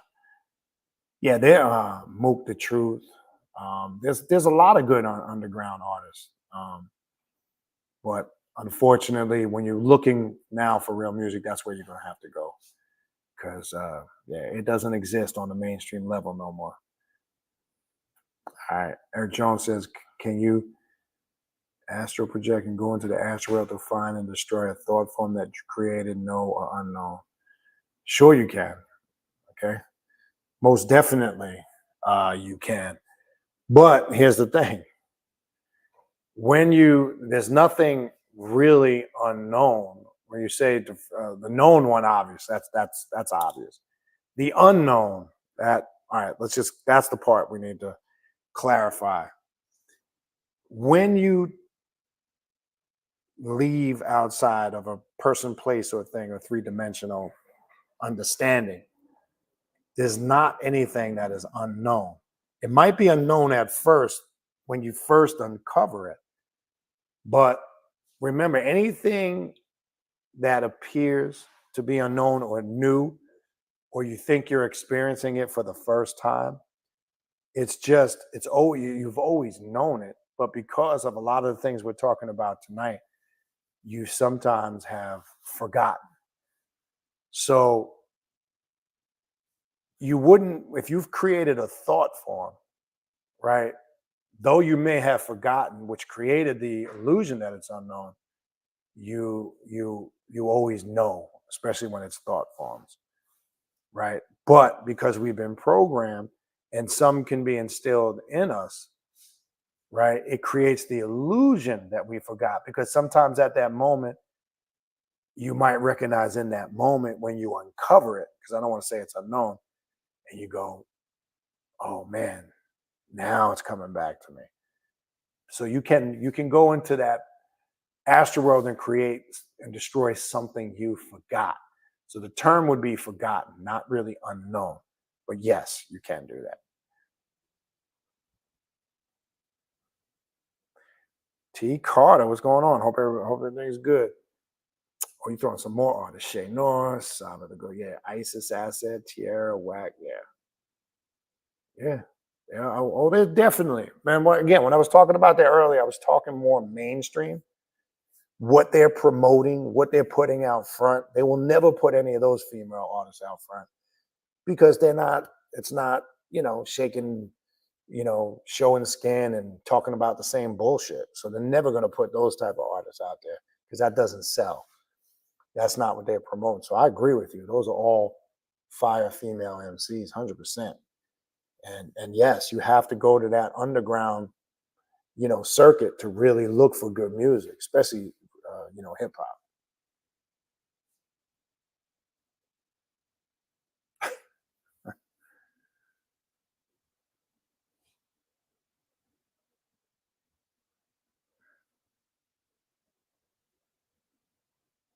Yeah, Black Thought, definitely. And I love a lot of the work Black Thought is doing with Jay Period. If you're not familiar, if anybody's not familiar with Jay Period, he puts out a lot of, he basically mixtapes, not tapes literally, but he's a mixtape DJ. And he works with a lot of the great MCs. Q-Tip, Black Thought, Rakim, Big Daddy Kane, Biggie. He puts these amazing remixes out and does these collaborations with different artists that do either covers of some of these or they use their beat, like Black Thought. He's done versions over some of Kane's tracks.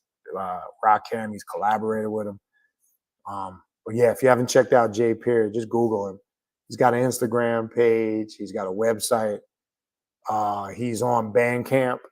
You can download all and buy all his music on Bandcamp.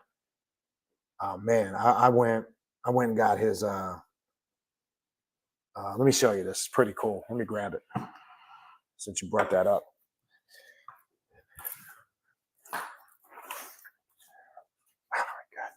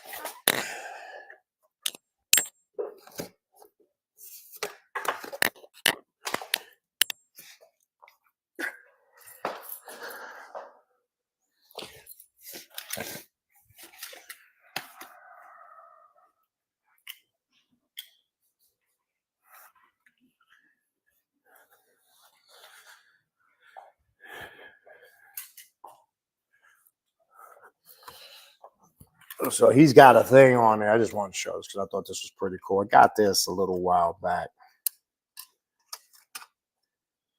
It's like he's put out more work since then, but at that time you can get all his collaborations and mix, and it looks like a tape, but it plugs into your USB. And this particular one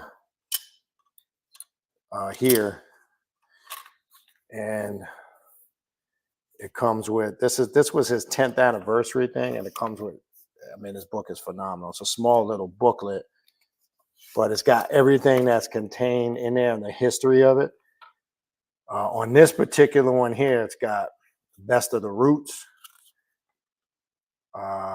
Best of Big Daddy Kane, Lauryn Hill, Isley Brothers Remix, Rock Steady Crew 30th anniversary, the Abstract, which is Q-Tip, Best of Abstract, the March 9th collection, which commemorates Biggie and Tupac, Wake Up Radio, Rage, Best of Nas. I mean, the list goes on. But if you hear how he mixes these things down, if you're familiar with J. Period, you know that's the Best of the Roots. And it's about, man, I don't know how many hours of music is on this one, but he's got a bunch of other stuff that came out. But this was 10 years worth of his stuff. And what's pretty cool about it, you can make like an offer on his music. He's that type of dude. I try to be liberal and fair about it.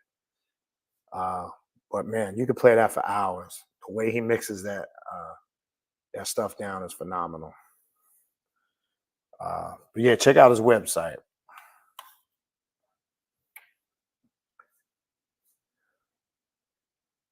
All right, what else we got?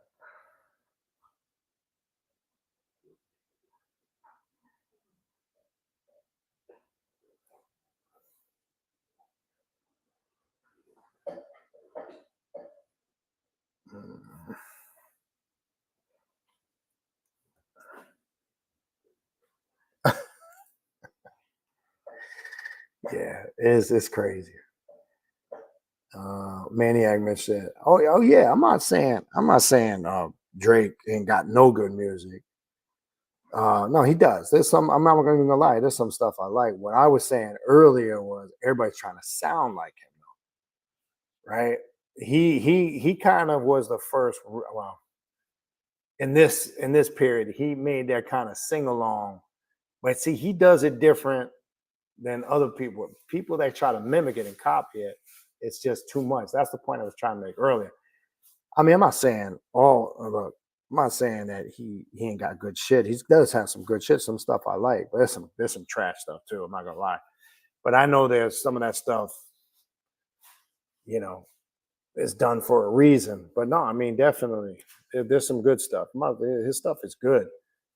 Well, I was pointing out the fact that when we were talking about artists trying to bite and copy and mimic, there's just too much of that going on now. And one of the things you do see is a lot of these artists are trying, there's a lot out there now trying to sound like him, is what I was trying to say. All right.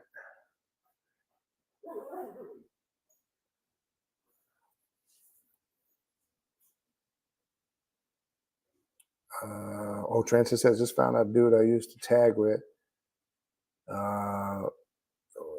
is a major DJ and using his tag name too, DJ Doja. Okay.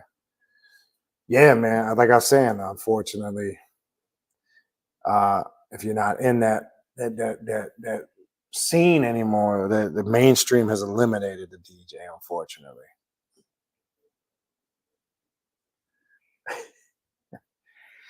Yeah, I mean, that's the thing, man. Like, you got to question when you look at you. That's a good point.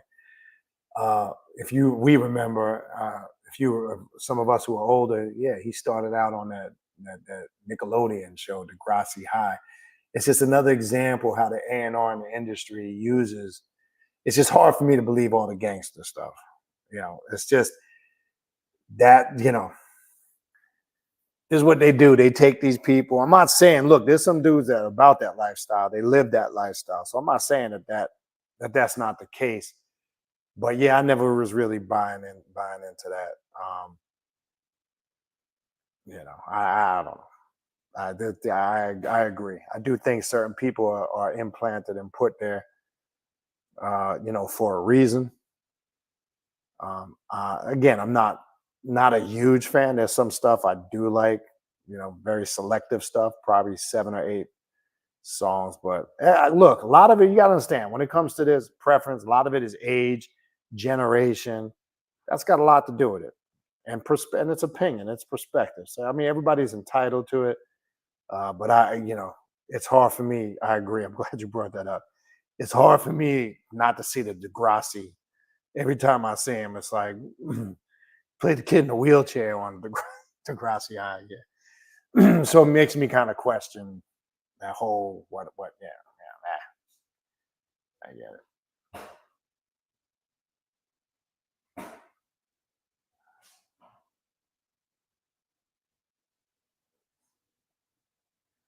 Yeah, well, it is. It's the era of drill music. You're right. TSRC 41. Well, that's what's big now. All I can say is glad we have streaming platforms. I'm just glad I can now. We back then you had to listen to whatever was being played on the radio, this, that, and the other. The beauty of it now is there's one, in my opinion, great thing to technology. If it wasn't for streaming platforms, man, I don't know what I would do. Because the beauty of it is with streaming platforms, regardless of what age group you're in, you can stream whatever music you like. And I can stream the music from my era, the shit that I like. So that's the beauty where I don't have to let it affect me like that. So I don't have to listen. Like I couldn't even tell you what's radio stations, what they are. I don't even know really what they are because I don't listen to them. But that's the beauty. Yes, and if you didn't look, check out that episode when I was talking about on Math Hoffa, the Ed Lover episode. I would definitely recommend people watch that. Yeah, drill music came like C19. Yeah, DJ Screw. Forgot about him too.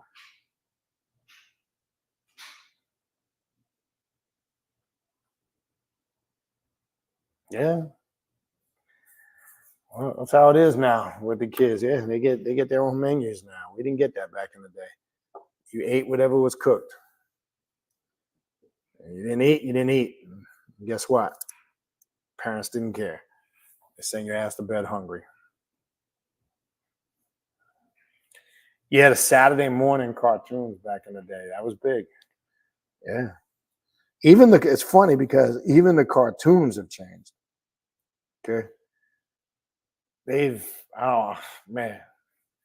Well, I've said before when you look back, man, a lot of them cartoons were violent. Like Tom and Jerry was a violent ass cartoon, man. The old Tom and Jerry, like, when they didn't talk, the later Tom and Jerry, when they became friends and shit and talked, that's when it got a little corny. But a lot of them cartoons, Bugs Bunny, Tom and Jerry, Roadrunner, a lot of them cartoons back in the day, they were kind of violent, but they were quite entertaining. Now these cartoons, I don't know. The old Tom and Jerry was classic, though.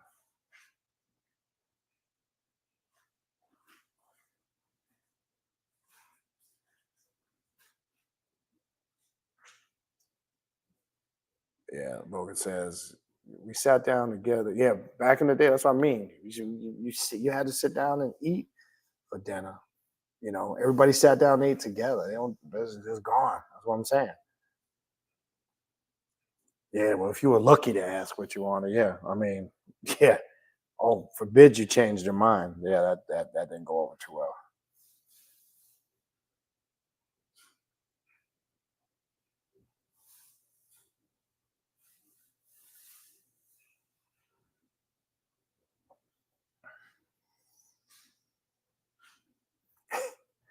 Fried bologna, shit.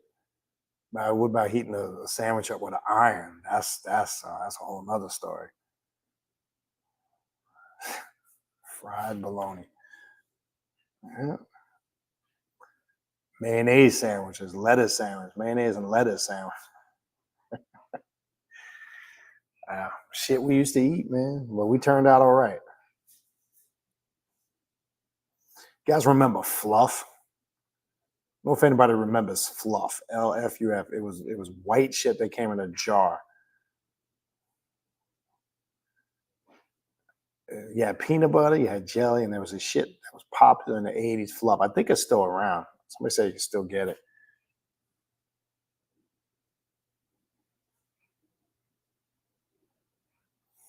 Yeah, the counterfeit food stamp, man. I think that was part of the reason why they went to the EBT cards.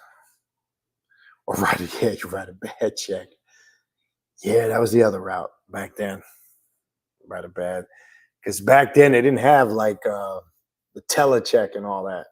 Because then later they came out, when that started getting out of control, they came out with I've never seen them red symbols, the telecheck, which made no sense because they would be able, well, it did make sense, but you might as well use the card where they would verify, and that shit wasn't that accurate, but they would verify if there was enough of money in your checking account through the telecheck.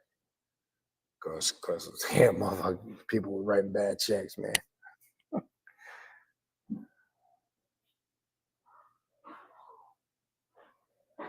Yeah. If you've ever taken one of them bats in the middle of the winter, that ain't no joke, man. Ain't no joke. Remember doing that many times. No joke.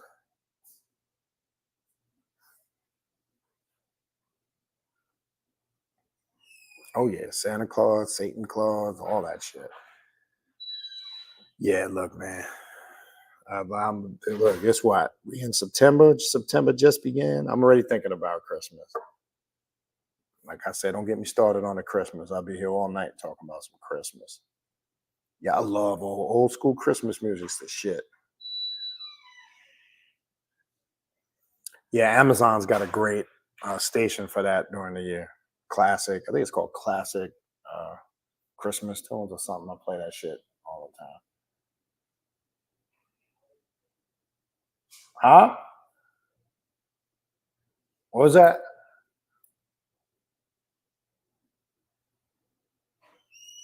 Yeah, the old school Grinch cartoon.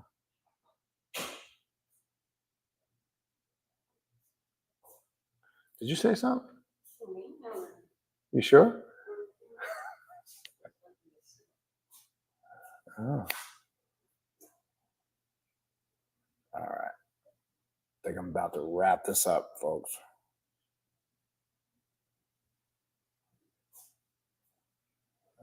This guy, where God says, just want to randomly say thank you all for existing on earth at the same time as respect. Appreciate you. Yeah, you're right. Ultra. Yeah, HI, he does look a little bit like Lovecraft. Yeah, it's just a funny point. Funny. Maybe, I mean, again, when I forgot who asked that question earlier. Maybe when looking, maybe there's some Lovecraft influence in his work. Again, I gotta go back and look at it. I mean, I have seen some pieces, some photos of it, but I have to go back and take a more detailed look.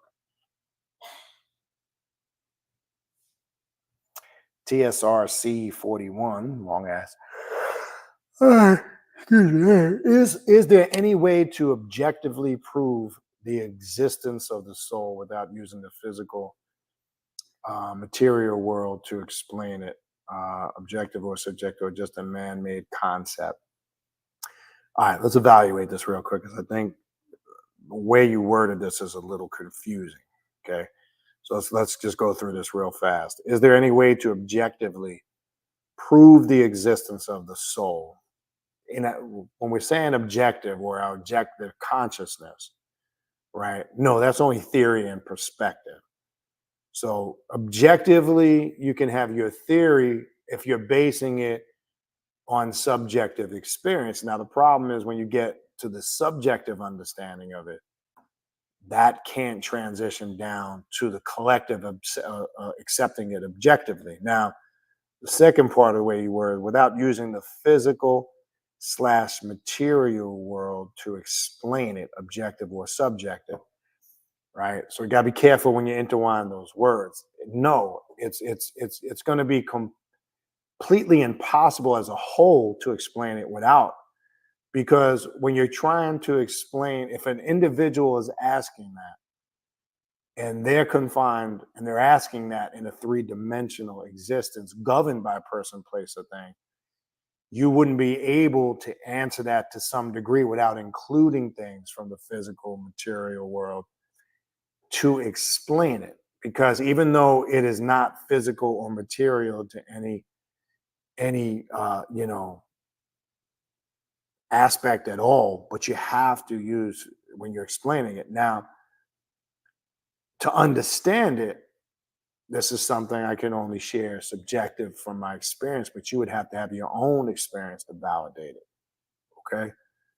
Um, I can only answer this from my experience. No, I wouldn't say it's a man-made concept at all.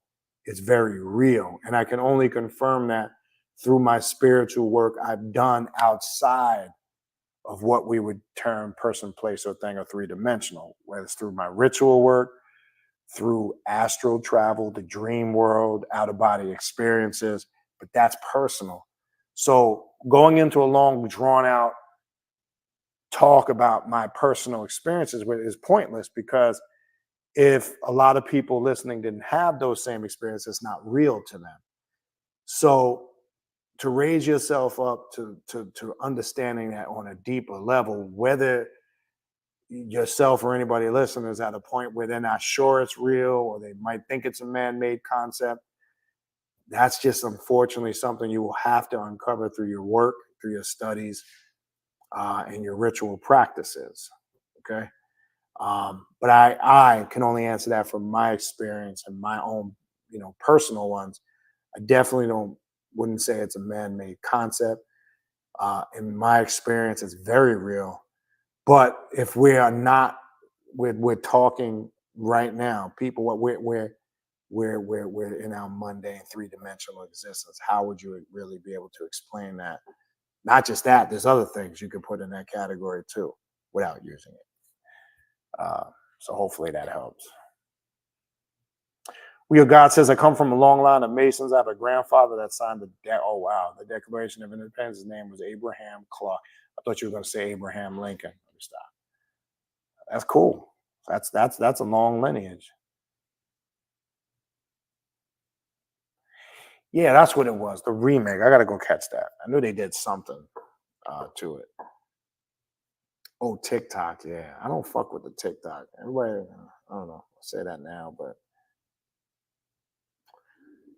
Mario Omalu says, what is the difference between Illuminati and a Freemason? Big difference. Huge difference. People think they're connected because they're both esoterical orders. So for an example, right?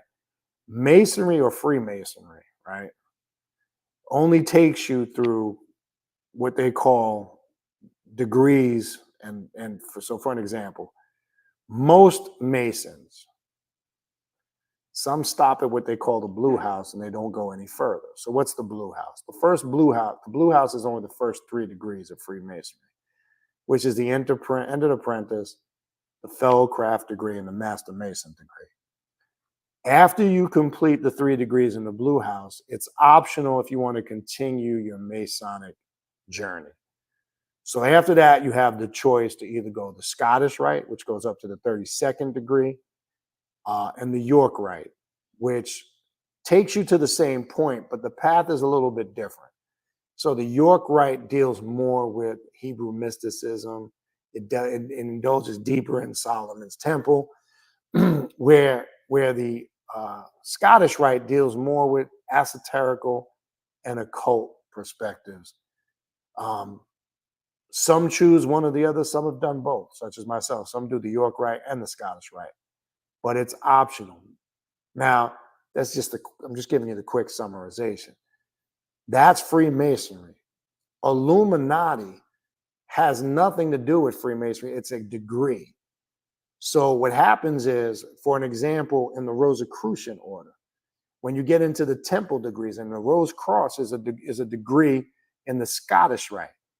Okay, the Illuminati or Illuminatis is a degree or a level of knowledge you obtain, and it's a title you earn in certain orders. It's like the Rosicrucian order. You become an Illuminatis on the 11th temple degree, right? Which has nothing to do with Masonry. There's similarities because they're fraternal orders and they're esoterical orders, but they're completely different operating entities. The Illuminati or Illuminatus has nothing to do with that shit you see on the internet, and it's some real Illuminati. Has nothing to do with wealthy people that are trying to take over the world, like Adam Weishaupt and the Rothschilds and the Rockefellers and all that. That's not in the occult spiritual world. That's not, has nothing to do with Illuminati. The difference between them, they're different degrees and different orders. The problem is why a lot of people, I'm not saying you think it's all the same thing, is because a lot of people that go through esoterical orders, for an example, as they study and they go through their journeys, it takes them to these degrees. And so, for an example, you have Freemasonry and you have the Shriners. Though they are separate orders, there's a lot of people who go from Freemasonry through the Shrine. It's not mandatory and necessary. They created orders that deal with higher degrees, different spiritual concepts. The difference between them, they're higher levels of degrees or learning. They're their own separate operating fractions, but because some people make that decision to go through all of these, they become linked in together. Not everybody who is a Freemason is a Shriner. Okay, not everybody who you label, or even in the conspiracy theory world, Freemasonry and Illuminati and the Illuminati is not connected at all. This is something that gets fabricated later because, as I said early in the beginning of the video, people of Adam Weishaupt, like who found the Illuminati by coincidence in the year 1776, not a coincidence, okay? Because a lot of them were Freemasons, they automatically think everybody that is a Freemason is connected to the Illuminati. So there's a big difference, huge difference.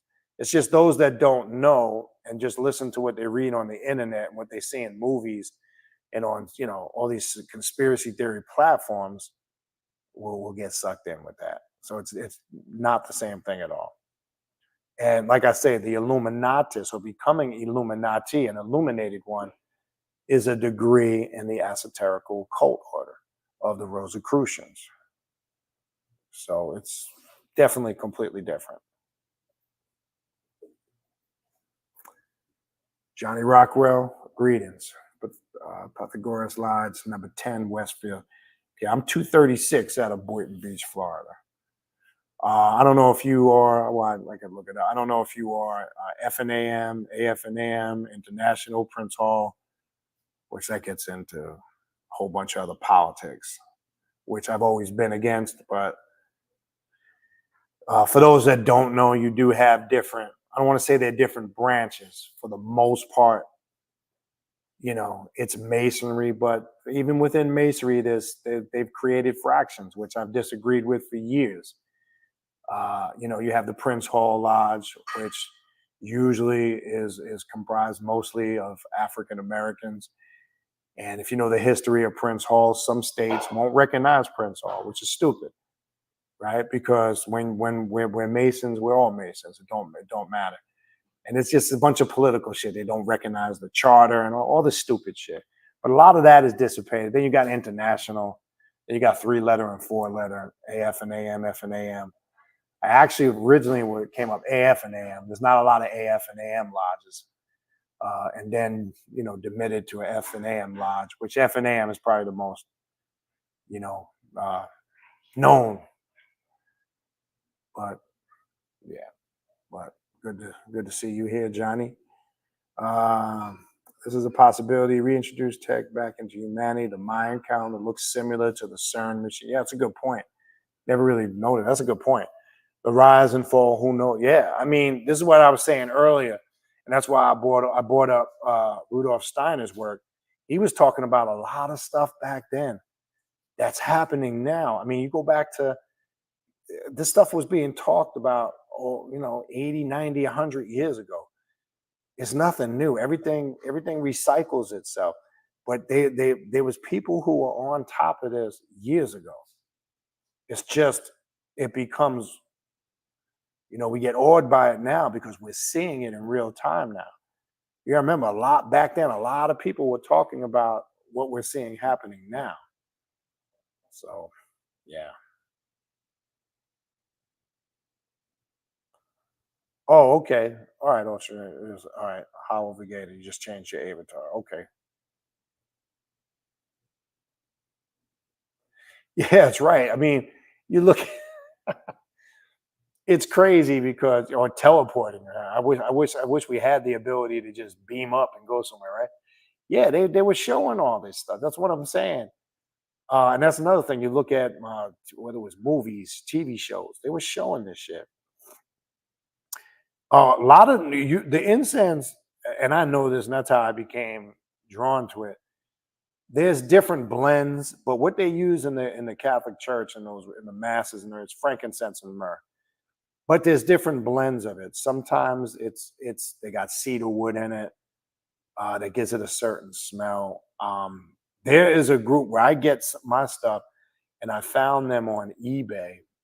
There's a bunch of monks that make it they make it handmade, um, like with the resin. They fragrance it, and it's the closest I can get to what I used to experience growing up, and I love that smell.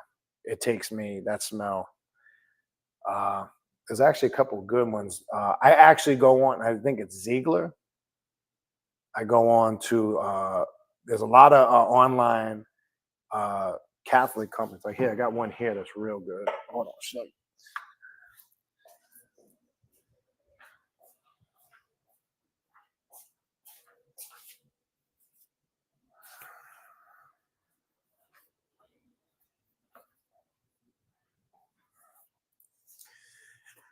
This is a really good one here.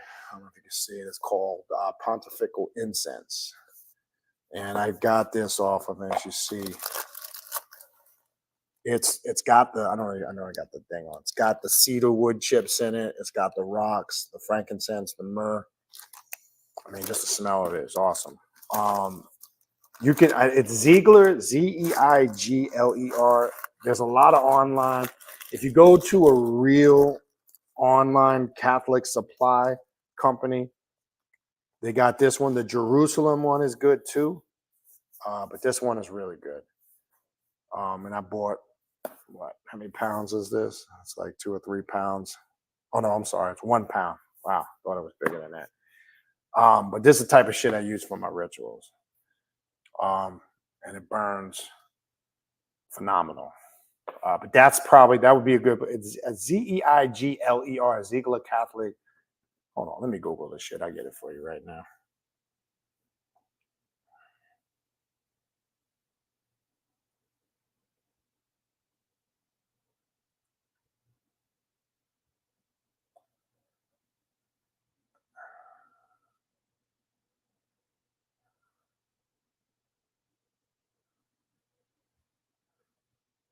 FC Ziegler Company, Ziegler. F.C. Ziegler Company. They're really good. That's where I get a lot of my stuff. Stuff burns phenomenal. And again, I know you can't see it on the camera, but this is the one that's got the blend of like cedarwood, frankincense, myrrh. It's got that smell, man. And I'm big on incense. I got a bunch of different ones, but this one, and then there's another one on the one I was talking about on eBay. It's from a Russian Orthodox monastery. They make one called Black. It's called Black, off the chain. And let me show you the bag. They actually handmade it. They actually hand label. Let me show you this one.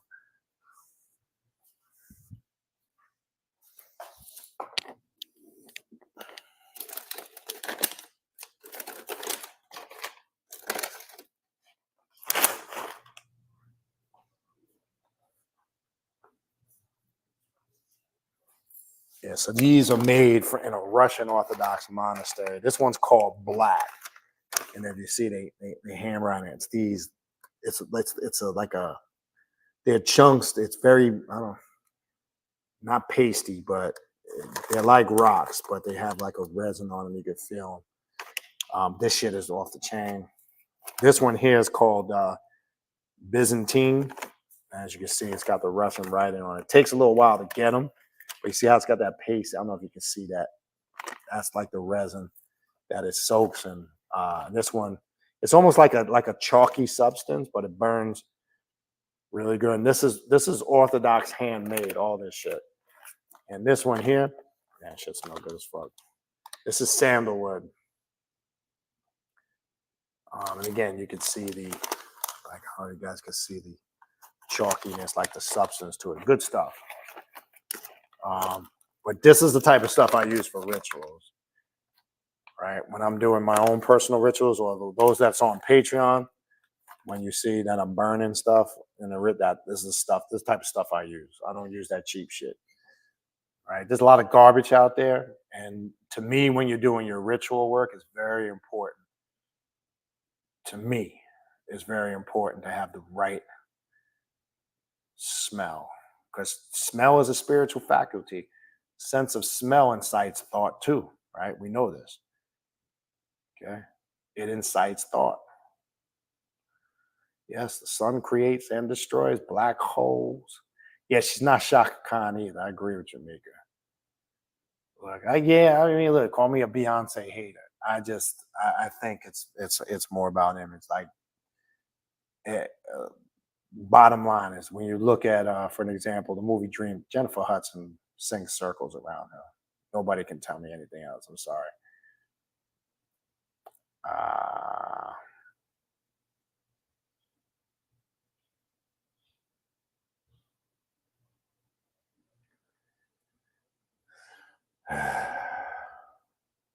no, Ultra. I heard about Gravity Falls. I gotta watch that. I gotta watch. I haven't seen it.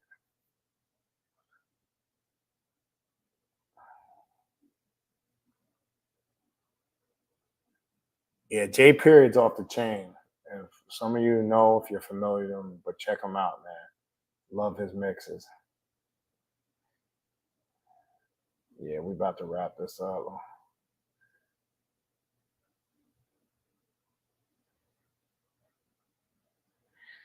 Yeah, I ain't do the mayo and peanut butter sandwich. I did the lettuce. I've had me some lettuce and mayonnaise sandwiches back in the day. I'm not gonna lie.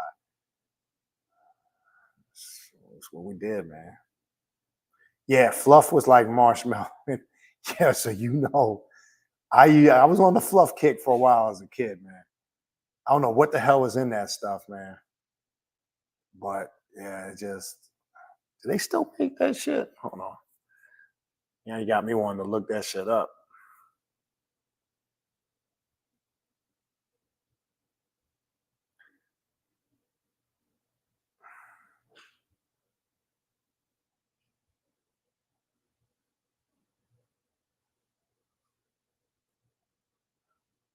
There it is. Yeah, they do. Yeah, it's marshmallows. That's right. There it is. And you guys don't know about this shit, right? I mean, I didn't even know they still made this shit. Straight up.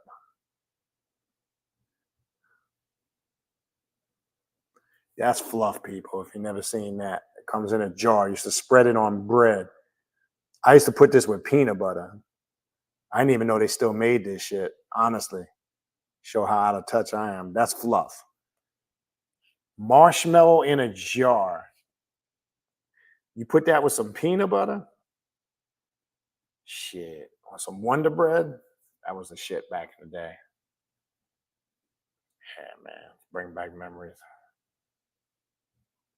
Yeah, I heard about. I gotta watch that.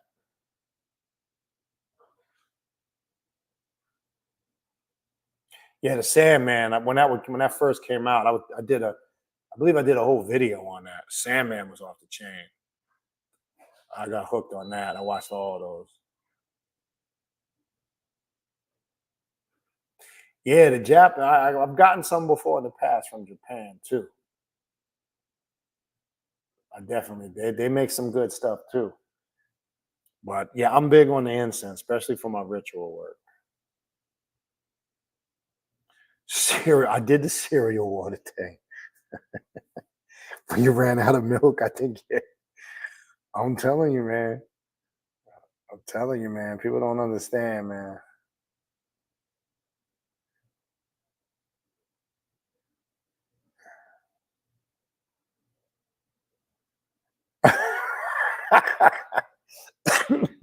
Sandy says she felt talk about months. I fell asleep with PB and J in my hand. It's like I woke up with it glued to my face. Yeah, that's not something you want to fall asleep with, man.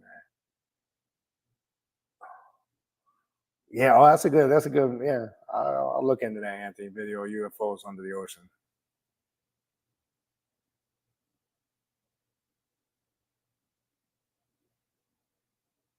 There is this West Africa witchcraft, so-called occult brotherhood there. Keep on making instant money. Spiritual agenda, maybe. Yeah, I mean, there's a lot of shit out here now, man. You just got to be careful. Just got to be careful. All right, people, that's gonna wrap it up. Look, man, I appreciate you guys. I'm gonna wind it down. Again, if you want to get in on the classes, we got one this Thursday night. The best way to get in on the classes, go to the Primordial Chaos Patreon page, patreon.com/Baniti, Baniti. We do have a class this Thursday night. I do 3 classes on Patreon every month, just for Patreon members only. And which one is this Thursday? This is so this Thursday. This Thursday we have the shadow work class number 18 at 8 p.m. Eastern Standard Time. Saturday, September 16 at 3 p.m. We have the Eastern Left Hand Path occult class, which we talk about stuff like Ahriman, the Jinn, Shaitan, all those different topics. We have the Kali Ma ritual on Friday, September 29th at 8:15 p.m. Eastern Standard Time. And then Saturday, September 30th, we have the Klipothic Sorcery and Magic class. So that's the classes and the ritual for the month of September. If you want to get in on that and participate, go to patreon.com/Baniti, Baniti, and join tier 3. And that will get you linked up. All right. All right. I appreciate you guys. You know where to reach out to me. Everything's in the description box of the video. If you need to reach out to me for a reading, consultation, the Patreon link is there. The podcast link is there. I will be posting videos throughout the week, the short videos, the 20 to 30-minute joints. I'll be posting at least 1 or 2 tomorrow. I'll definitely posting something Tuesday, Wednesday, Thursday, and Friday, maybe Saturday. So definitely keep up with the content. I appreciate all the support. I'll talk to you guys soon. Infernal blessings. And you guys enjoy the rest of your week.